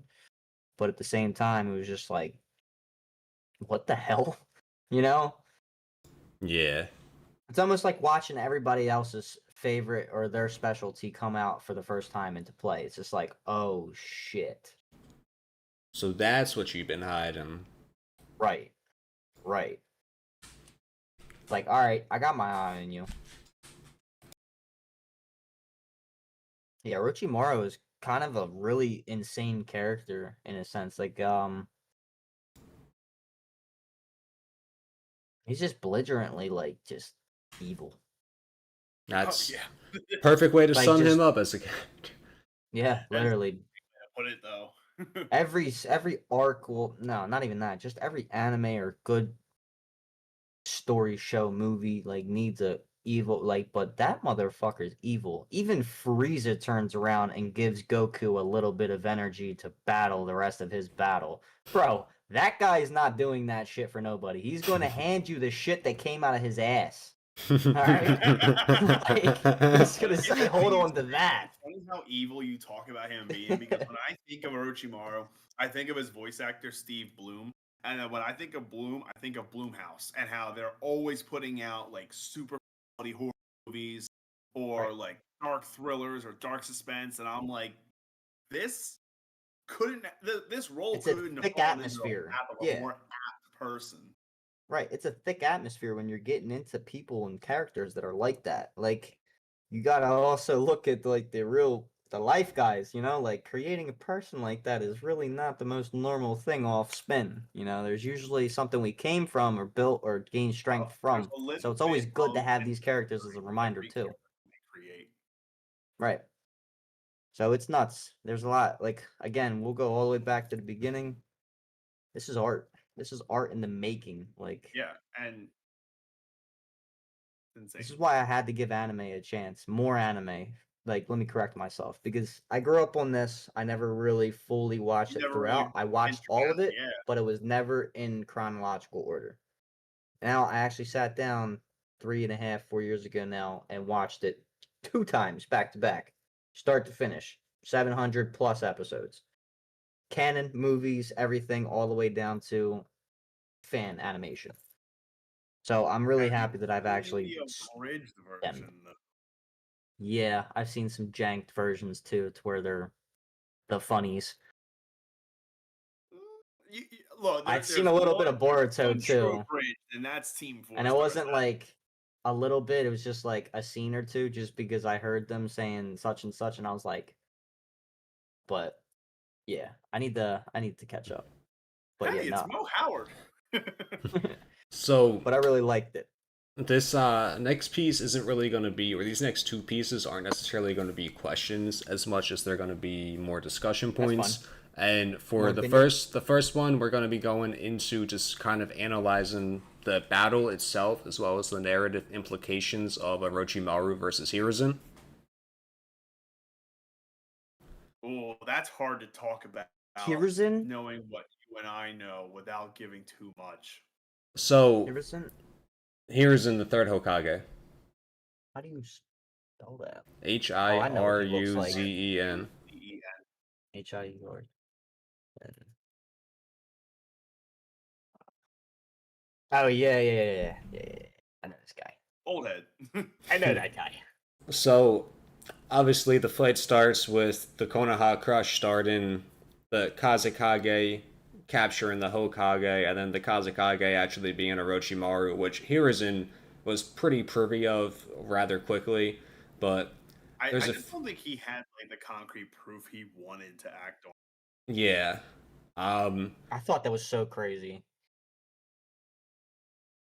My favorite thing when it comes to this fight in particular, though, is the narrative between Orochimaru fighting his former master slash sensei and having to kill his former master slash sensei, while Hiruzen has to face his former student slash disciple and face having to kill him.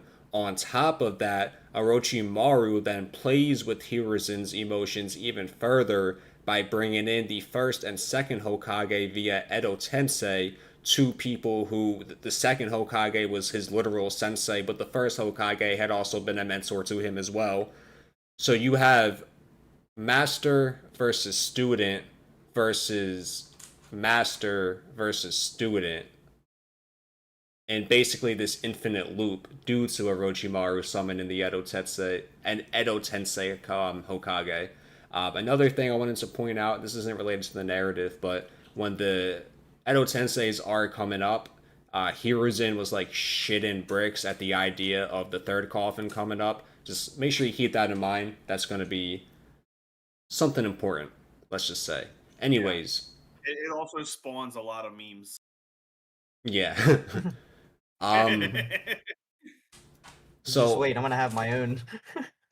So I guess with all of that I just explained, with like the narrative implications of this fight, and even further into Orochimaru, he wants to master every and all jutsu and live forever, and he hasn't achieved that yet. But then you have Hiruzen, who doesn't want to live forever necessarily, but he's mastered every jutsu in the Leaf Village, and he's at his old age and, on the decline. Everything Orochimaru doesn't want to be age-wise, but everything he wants to be jutsu-wise. And that even goes to show when it comes to the Reaper Death Seal being used at the end of the fight, because Orochimaru was like, damn, like, there's even a jutsu that I don't know, like. That was awesome. That was crazy. I was really just waiting to see that. That was a long scene, bro. That was stretched 3.5 episodes till the next action took course. Like I was dying inside, Tom. Like it was Yeah. 2.5 days for me, bro. I've watched those episodes at least 10 times. I know. I know. You probably beat me to the chase, bro. You're probably waiting when you had to wait for the next video to drop. Shit. So funny you said that because when I used to go and catch up on Naruto, every single time I finished it, I would rewatch it. I would replay games that have their own, watch the games with original have, and watch all the movies, and I would put them all where I thought they were on it every single time. So by the time I got 166 of Shippuden, which I won't spoil anything about narratively, the most expensive episode ever made, possibly the most expensive anime episode. But I How much don't was have it? facts on that. Roughly. I'd seen all of Naruto at least 5 times by the time that episode dropped in whatever year that was. Tom. I'm gonna tell you exactly how much time you spent right now. 1 second. Wait, Oh can my we God. He's busting out the calculator.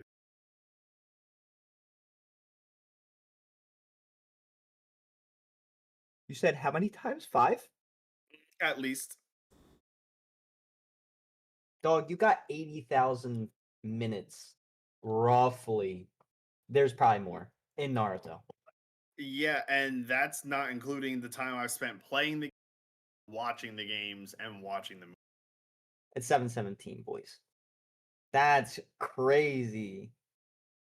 So, back to the topic with Hiruzen and Orochimaru. Just overall, how did you feel about that whole narrative implication as well as the fight from a combat perspective?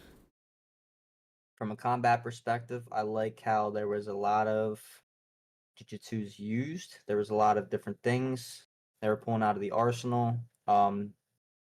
The Reaper Seal was actually a really cool concept. I did not expect to see that come out to play. I was waiting to see what was going to happen if he did complete the seal. On a battle aspect per warrior, you know, Orochimaru did everything he could to try to win over, but as well as, the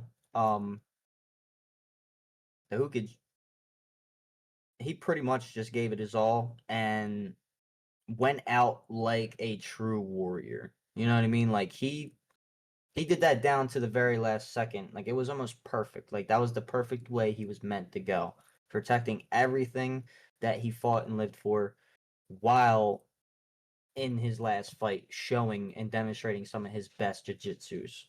Like I mean, you couldn't even ask for a better ending for him. You know what I mean? Like that was a chef's kiss itself. Just to clarify before we end up getting further into episodes, they're gonna flame you up if you call it jujutsus. It's jutsu. Jutsu. Yeah, Jutsu. Sorry. jujutsu is a whole different thing in Jujutsu Kaisen. Yeah, I know. You gotta give me a little bit of a break there. We're still learning. And Or- one more interjection based going real quick Jutsu. back to how many Jutsu. times I'd seen Naruto by the time 166 of Shippuden. That was June 24th of 2010. I'd watched the entire series, games, movies, everything at least 5 times in 2010. Yeah, that's crazy. Now it's But 15 years later, and imagine the time I put into it. yeah. But no, very tense scene. It was well fought on both sides. Obviously, one trying to fight, win, struggling not to die, while the other one is literally giving and pouring everything that he can into it, with down to his last breath. So, I mean, there was really not even a perfect ending on his end. Orochimaru is just a bitch for trying to do that, which then leads to his death. But, like I said, it was a beautiful way of being done. Well said, well said. So the next discussion piece would be the second major fight of that arc. Obviously, there's a few other mini fights slash scuffles, but Hiruzen versus Orochimaru, and this one, Naruto versus, well, starts as Sasuke versus Gaara, then transitions into Naruto versus Gaara, is the other main one of this arc. Um, so, first and foremost, how did you feel when you saw Gaara kind of losing his shit and you saw, these towels and what looked to be arms and shit coming out of him? Like, what were you thinking was going on in that moment? That was probably the most curious I ever was in this series yet. Um, I was literally thinking like, what the hell? Like, I was thinking back to where like, let me get my reader. Power levels just over 9,000. Like that shit was nuts. Like as soon as I seen first the shell, the impenetrable shell, and then the arms and the eye. As soon as I seen the eye, I was like, yo, if he comes out that thing, whatever it is, he's gonna cook. He's about to cook. Like I knew when that came out, that was no time to play. Like for nobody. Like anybody. Don't care what your power level, if you're the Hookage, like shit's about to go down if we don't know how to tame this. No, I will It was say, it was scary. I will say on that topic, both Orochimaru and Hiruzen would deal with him with relative ease. Yeah, I know. Um, I'm just like just in the vicinity's sake, if yeah, they were going against him. But like in a sense, it was scary because you didn't know what was gonna happen. And also versus him and his psychotic breaks. I mean, he was literally having a psychotic chain affected episode with, all the memories. Like he was beating himself up as much as he was beating the other motherfuckers up.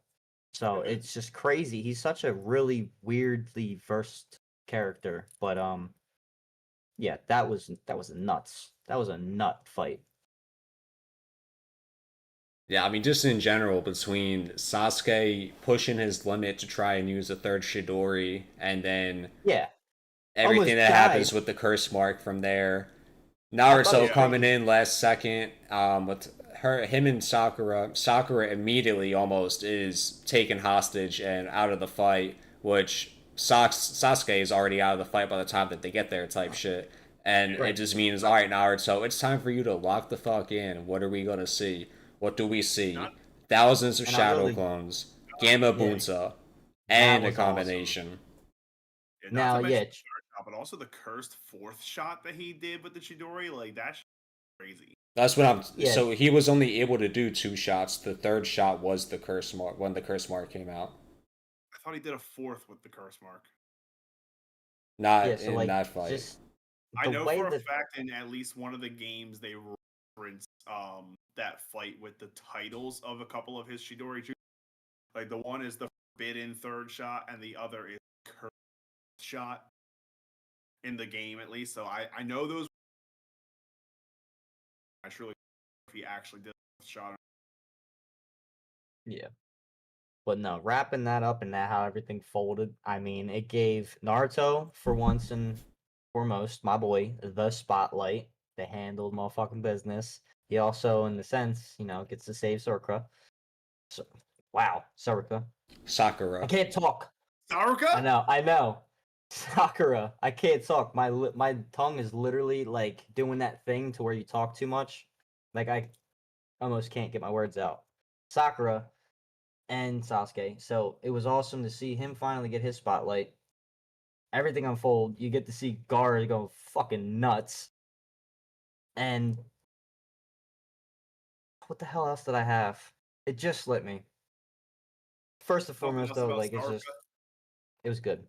Oh yeah, it was just nice that like he actually finally got to do something for her, or to be like, oh, she's finally gonna realize something of me now, my worth, or because in the moment he was just getting shit done, but after the fact, like it's also crazy because Sasuke's a little salty, but He did him so dirty. Even yeah, after.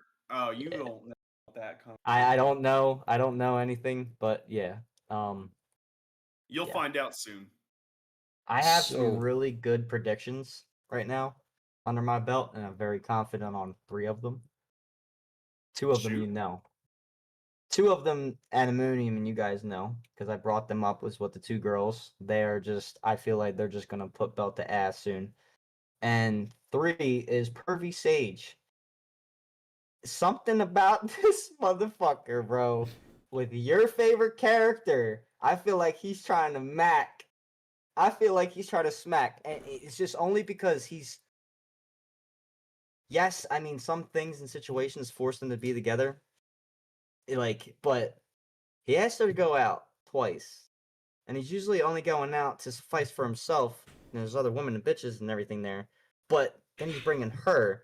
Then for only focusing on his meal, drinking, and talking to her. Also, there was one comment made, and it was just more trajected energy. He'll give a little less energy to some other people than at some perfect times. But I could just be thinking it too much. But I don't know. Don't give me a spoiler, but yeah, he just seems like he's on ass. Like he wants the jugs, bro.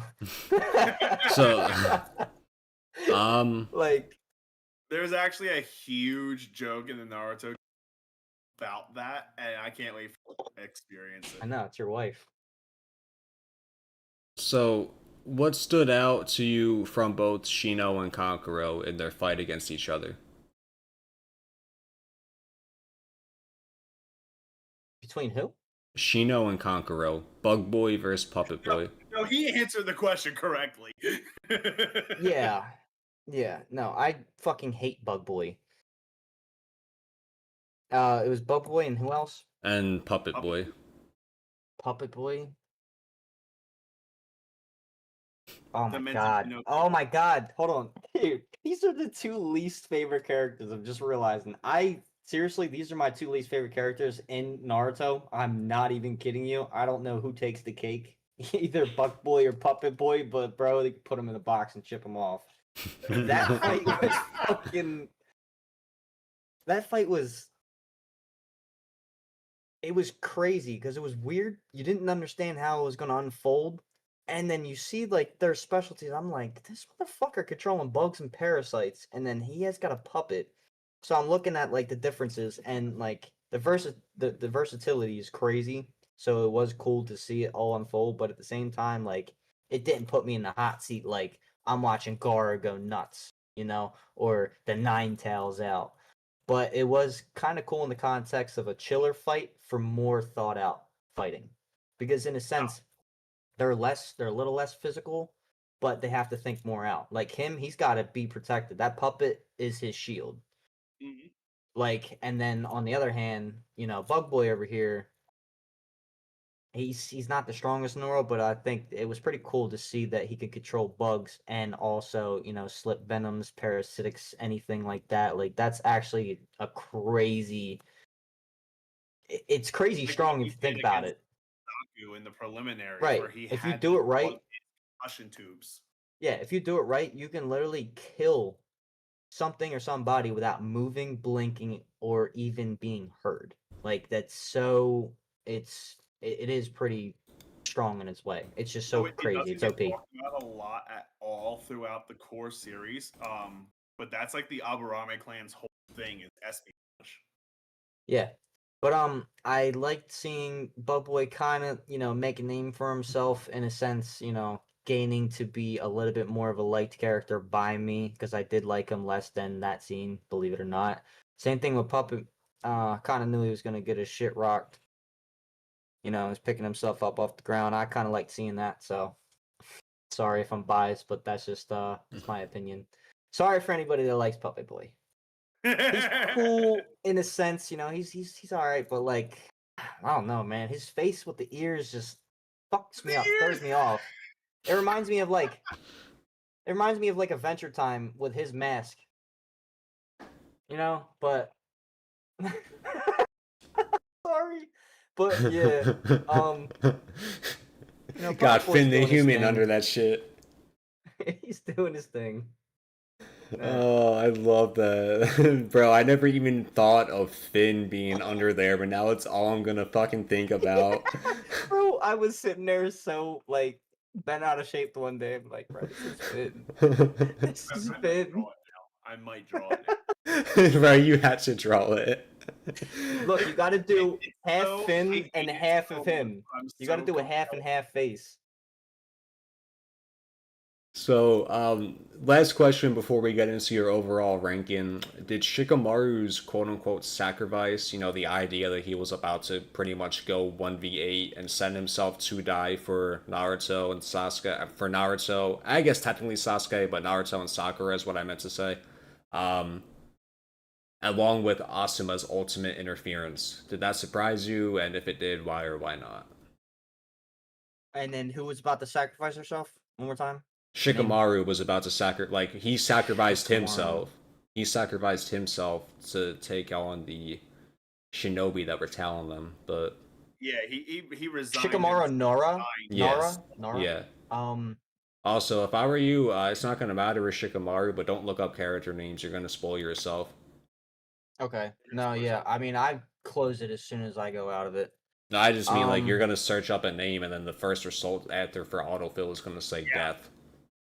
Oh yeah. especially No. with the AI Google reviews Nah, nowadays, yeah. I they didn't even see talk none of so that. much. I literally just went past. I tunnel vision looked. I'm only looking at the photos. I have images up in case too of that. But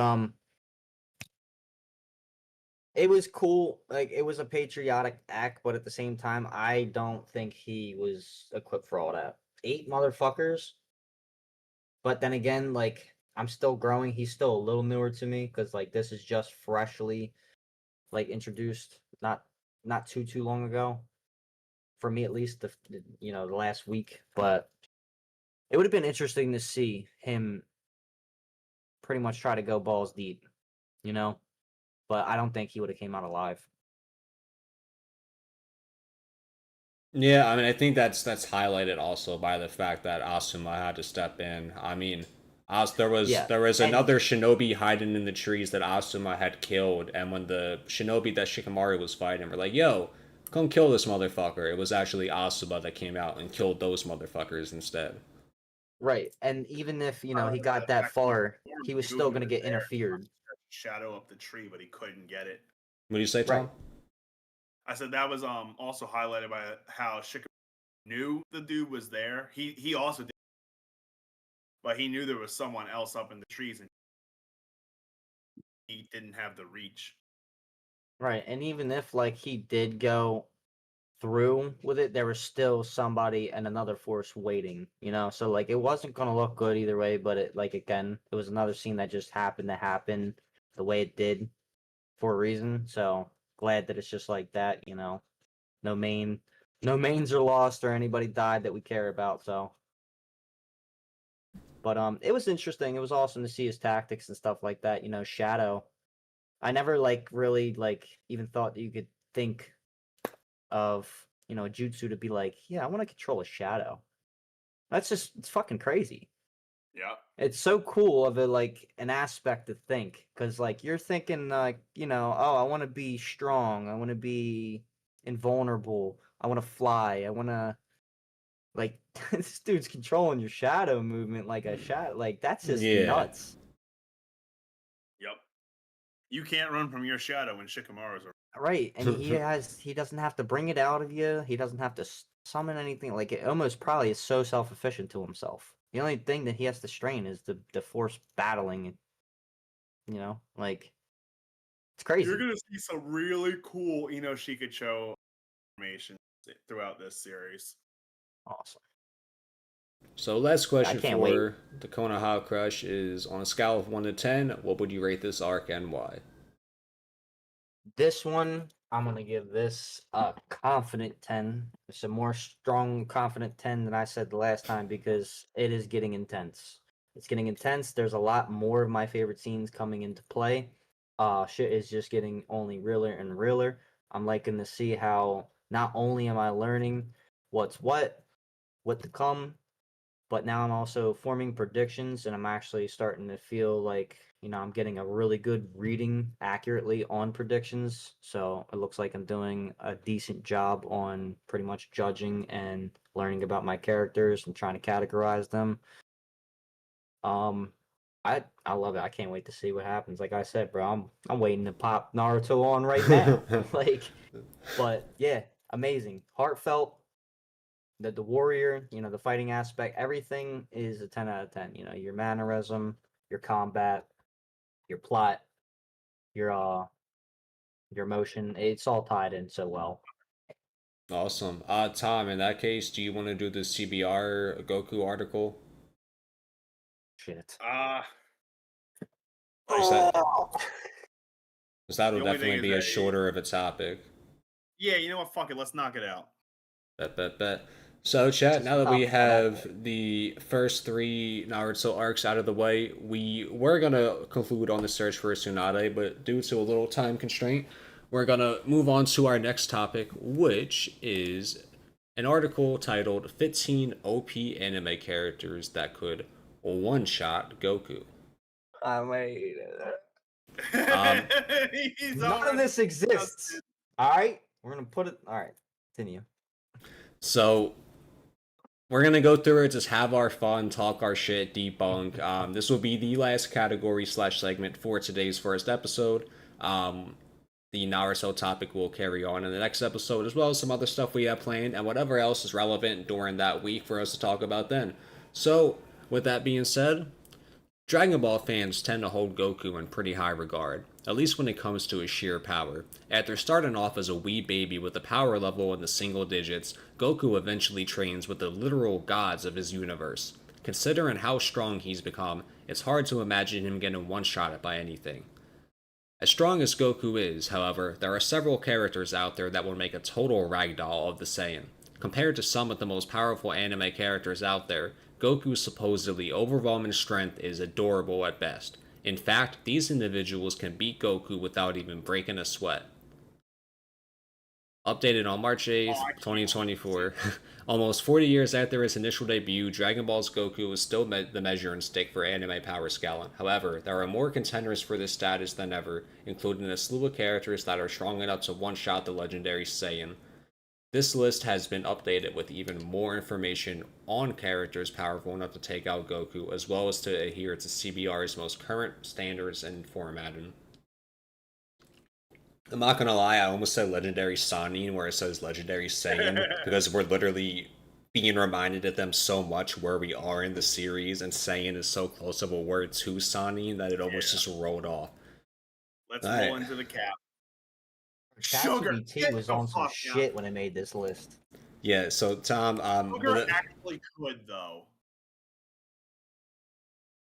Not because she's not strong. Like she actually one tap go.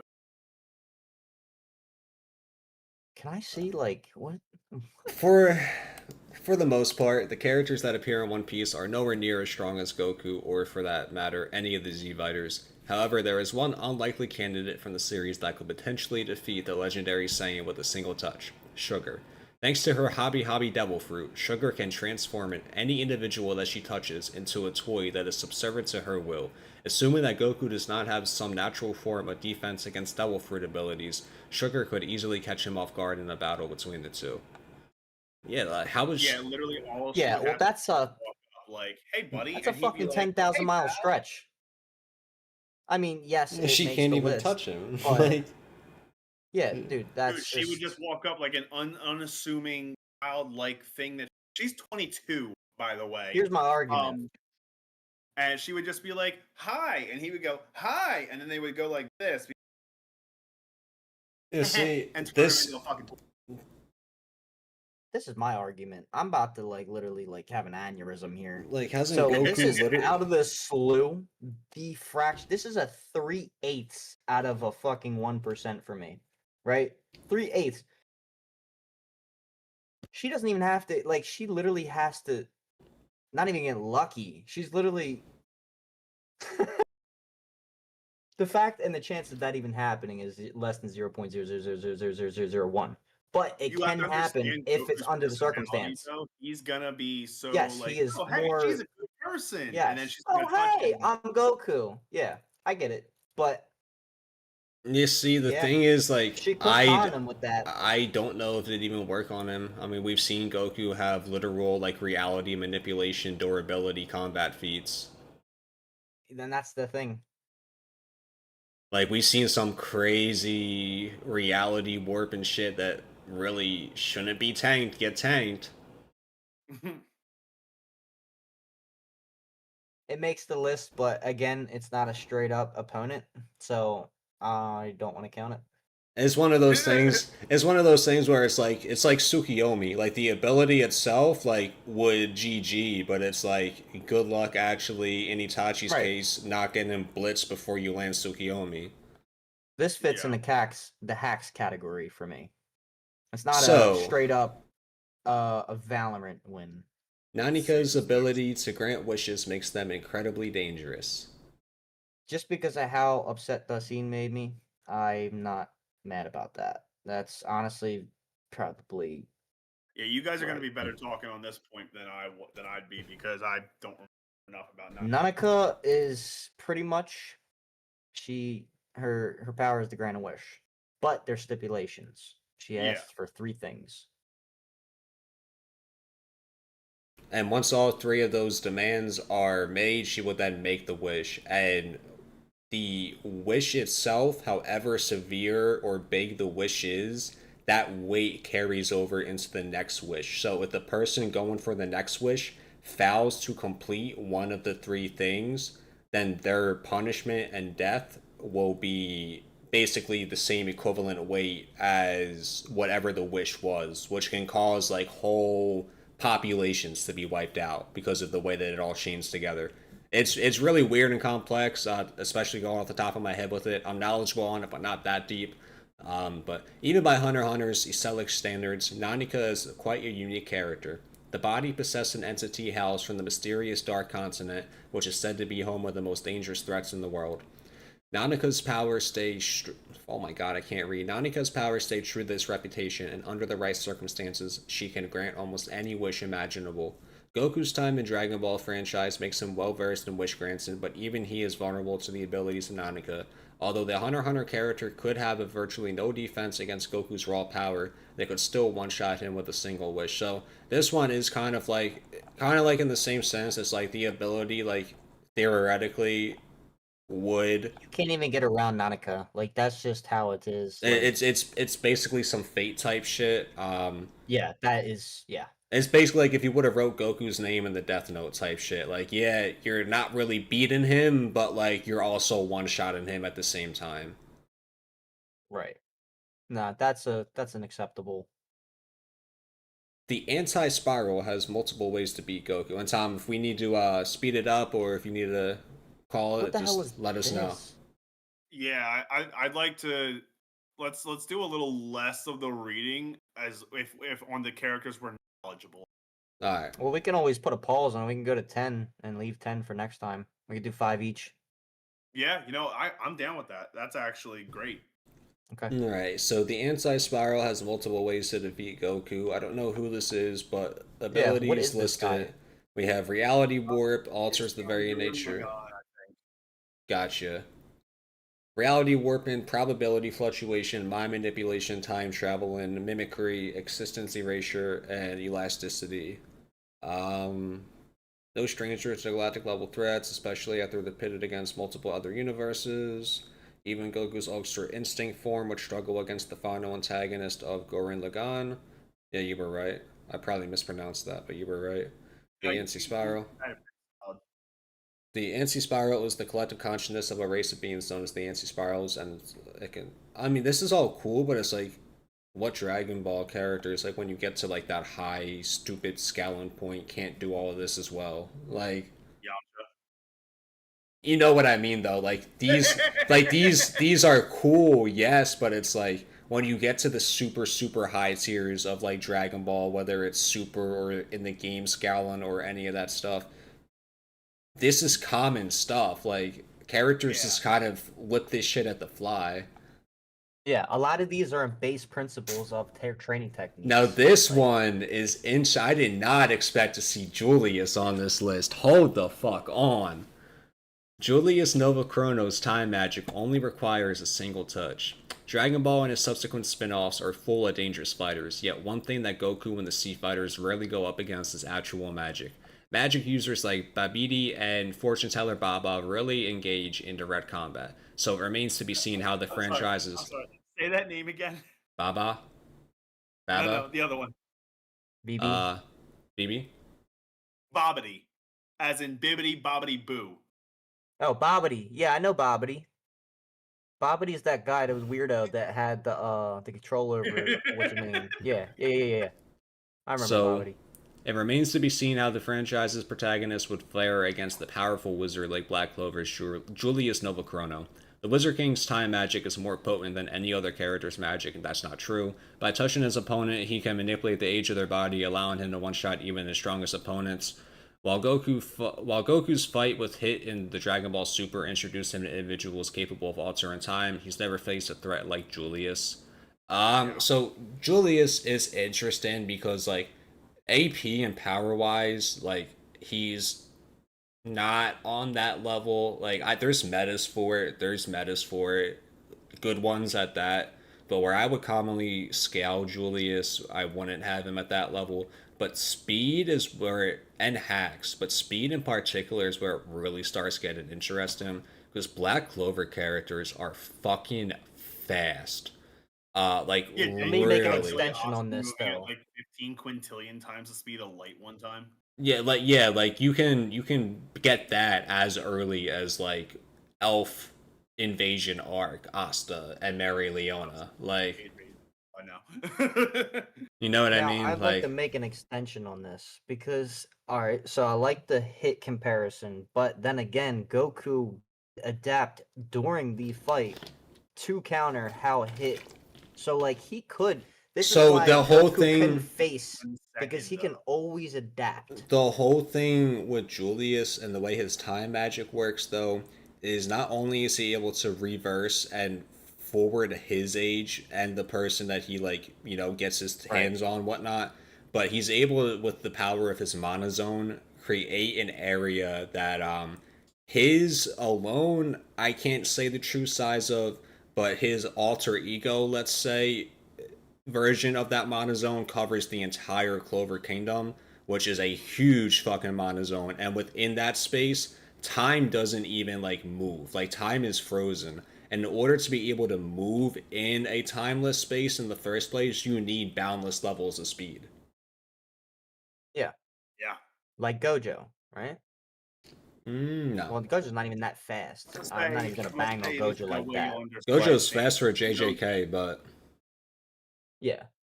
But no, I get what you mean because without time, there's no laws of perception, and everything is legit an abstract existence. And Yeah. whereas in Black Clover, on that note, there is a lot of feats where both there's no time or situations where the temperature is absolute zero, where energy cannot exist at absolute zero, thus movement cannot occur. Yeah, it's zero. Where You literally feat- have to form a yeah. pocket dimension. where characters are straight moving through that shit. So like there's a lot of crazy shit in Black Clover when it comes to hacks and speed. But if we're going just like in general, like Goku's more times than not probably dick slapping Julius. Yeah. I really like that though, because that's This pisses impressive. me off. Oh my god. Yeah, eat a finger, bro. Which one you want? Move on. Skip this one. Like, don't get me wrong, Domain Expansion is a win con, especially being finished with the whole manga and knowing the true extent to his domain and how it works. But like, he's not hitting Domain Expansion. I don't care. It's as simple as that. Frieza will laugh at that domain and say, "Keep me in here." He said, "Raditz." Well, so here's the thing, Shane. Is like the domain that I'm talking about is drastically different from what you've seen in the anime. I'm talking like fully caught up where the manga ends, like final form And type you shit. still don't agree?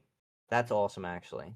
Yeah. I mean, get cooked, Sukuna. Sukuna and Gojo, like in terms of JJK, like they scale pretty high and they're good for cross versus like around the tiers of like mid tier Naruto, mid to high tier One Piece, high tier Hunter x Hunter characters. But like aside from that, it's like some of these matchups. Yeah.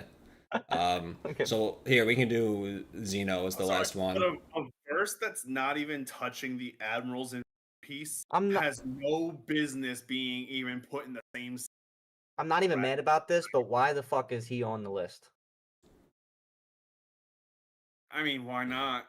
He But literally just this is just a just because we stated, and this is just because his role is what it is. I have not once seen him demonstrate power besides blowing a planet up when it fell down, and fucking one more thing up. How But about he erasing never. entire universes? Yeah, well, I'm saying like that's easy. He does With it like with this people without like thinking. with people like Jiren living in them? Yeah, I mean, this is more so that's common sense. You're going against God in that Yeah, but sense. that's why he's here, because he We're literally not just talking like he on doesn't deities want and Goku gods, around like we're anymore and he's talking the gone. one, the original bound base timeline, the start. That makes sense, but like it makes me mad because it's not a fighting opponent. He fights, but like it's Yeah, not okay. I a see it's where not you're what actually I, like, yeah, I'm more so like I want to see hands, hacks, and everything thrown. I don't want to see somebody snap their finger and nothing was landed and it's gone. I mean, Thanos Zeno is snap. Zeno. Yeah, literally, Zeno, Zeno. Um, That makes sense. Something I just want to touch on real quick is both Sukuna and Gojo are giving all of the admirals a lot of work, so I just wanted to touch on that real quick. not caught up to where I'm at, bro. Trust. Eh, Look, without spoilers, I can say the admirals are literal gods without a second thought. yeah, but like gods in what sense? Yeah, because In we have the sense gods. of the incarnations of actual God. Yeah, but like power wise, like where, like we talking some like We're talking about guys who are one tapping Kaido. The three admirals at Marineford were scared shitless of the possibility of him showing.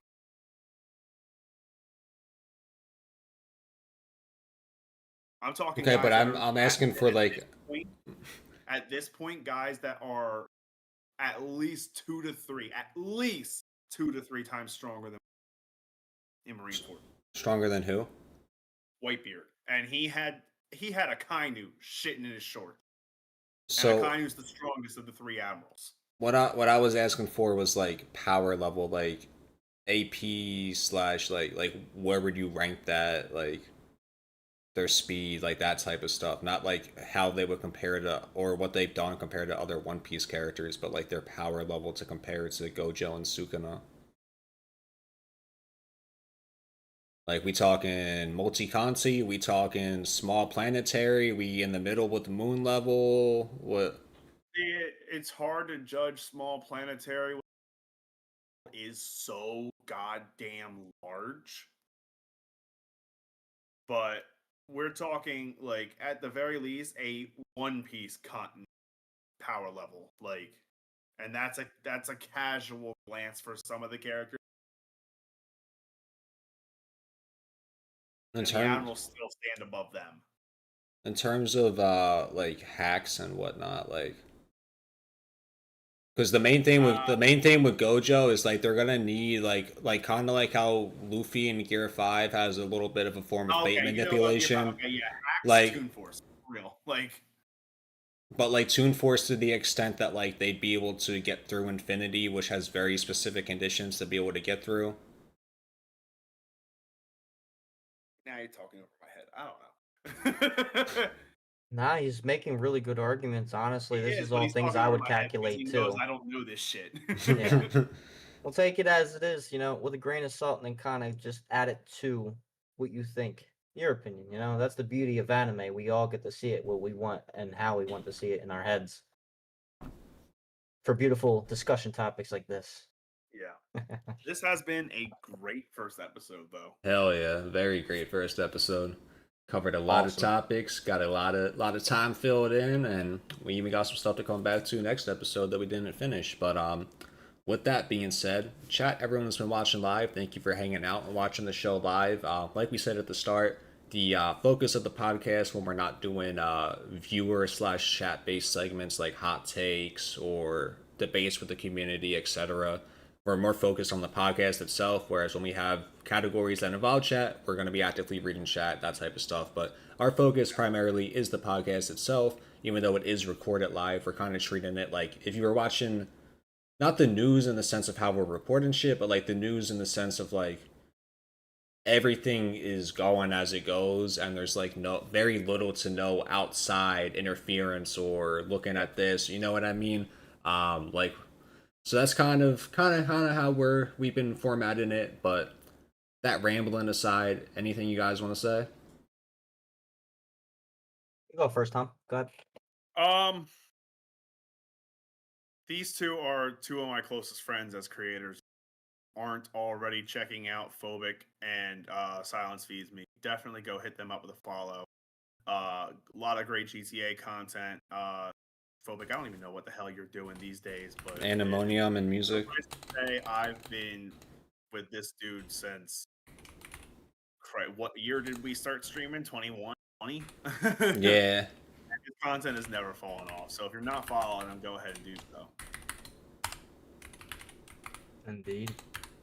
Well said. Well said. Well, I'd like to say that I really was itching to get home from work today and pretty much bust my ass as hard as I could so I didn't have to stay later to get this going. I'm really Hell excited yeah. that we started a whole new series podcast and we just got a whole nother ball rolling in motion in all of our lives individually and as a team and as the Animonium podcast. I was gonna say, just stay tuned. We're always gonna, have ideas, different ideas for segments, sections. Phoebe gave you a very detailed and good breakdown of how we're gonna run stuff over here. I also would like to add giveaways and stuff like that in the future. We're gonna do all types of different stuff, but me Yeah, personally, I would actually like to put some jewelry pieces up in a giveaway. I think it'd be pretty cool to, kind of get you guys going and working on your collection if you like jewelry, or if not, it's just a piece that you get to keep from us. there you go. But But I thank guess you. my final thoughts is thank you all for tuning in to the first episode of Animonium. This is a topic that has existed for a little over 2 years now, and to see it finally come into fruition and see the first episode get made start to finish and know that the ball has now officially started rolling is fucking amazing to say the least. And I'm very happy to have two amazing co-hosts joining me on this journey, as well as all of you watching at home joining us on it as well. Indeed. Don't forget to tell your friends, your dog, your cat, I was your about to mom, say, tell your your grandma's uncle. dog, like, sing it to the Listen, birds. we accept all. That's it. Just don't be just don't come near us if you're a Yeah, you be respectful. I still have gavel in my hand. I think it's kind of awesome how Tom's mic cut out at the exact second he said what not to come near if you are, because now it's just ambiguous. I have no idea what he said. Half the chat Yeah, probably has no idea what he doing said. it. just don't come here. Damn. Alrighty, chat. Everyone watching at home, appreciate y'all. Doses. Stay up, stay motivated, do your best.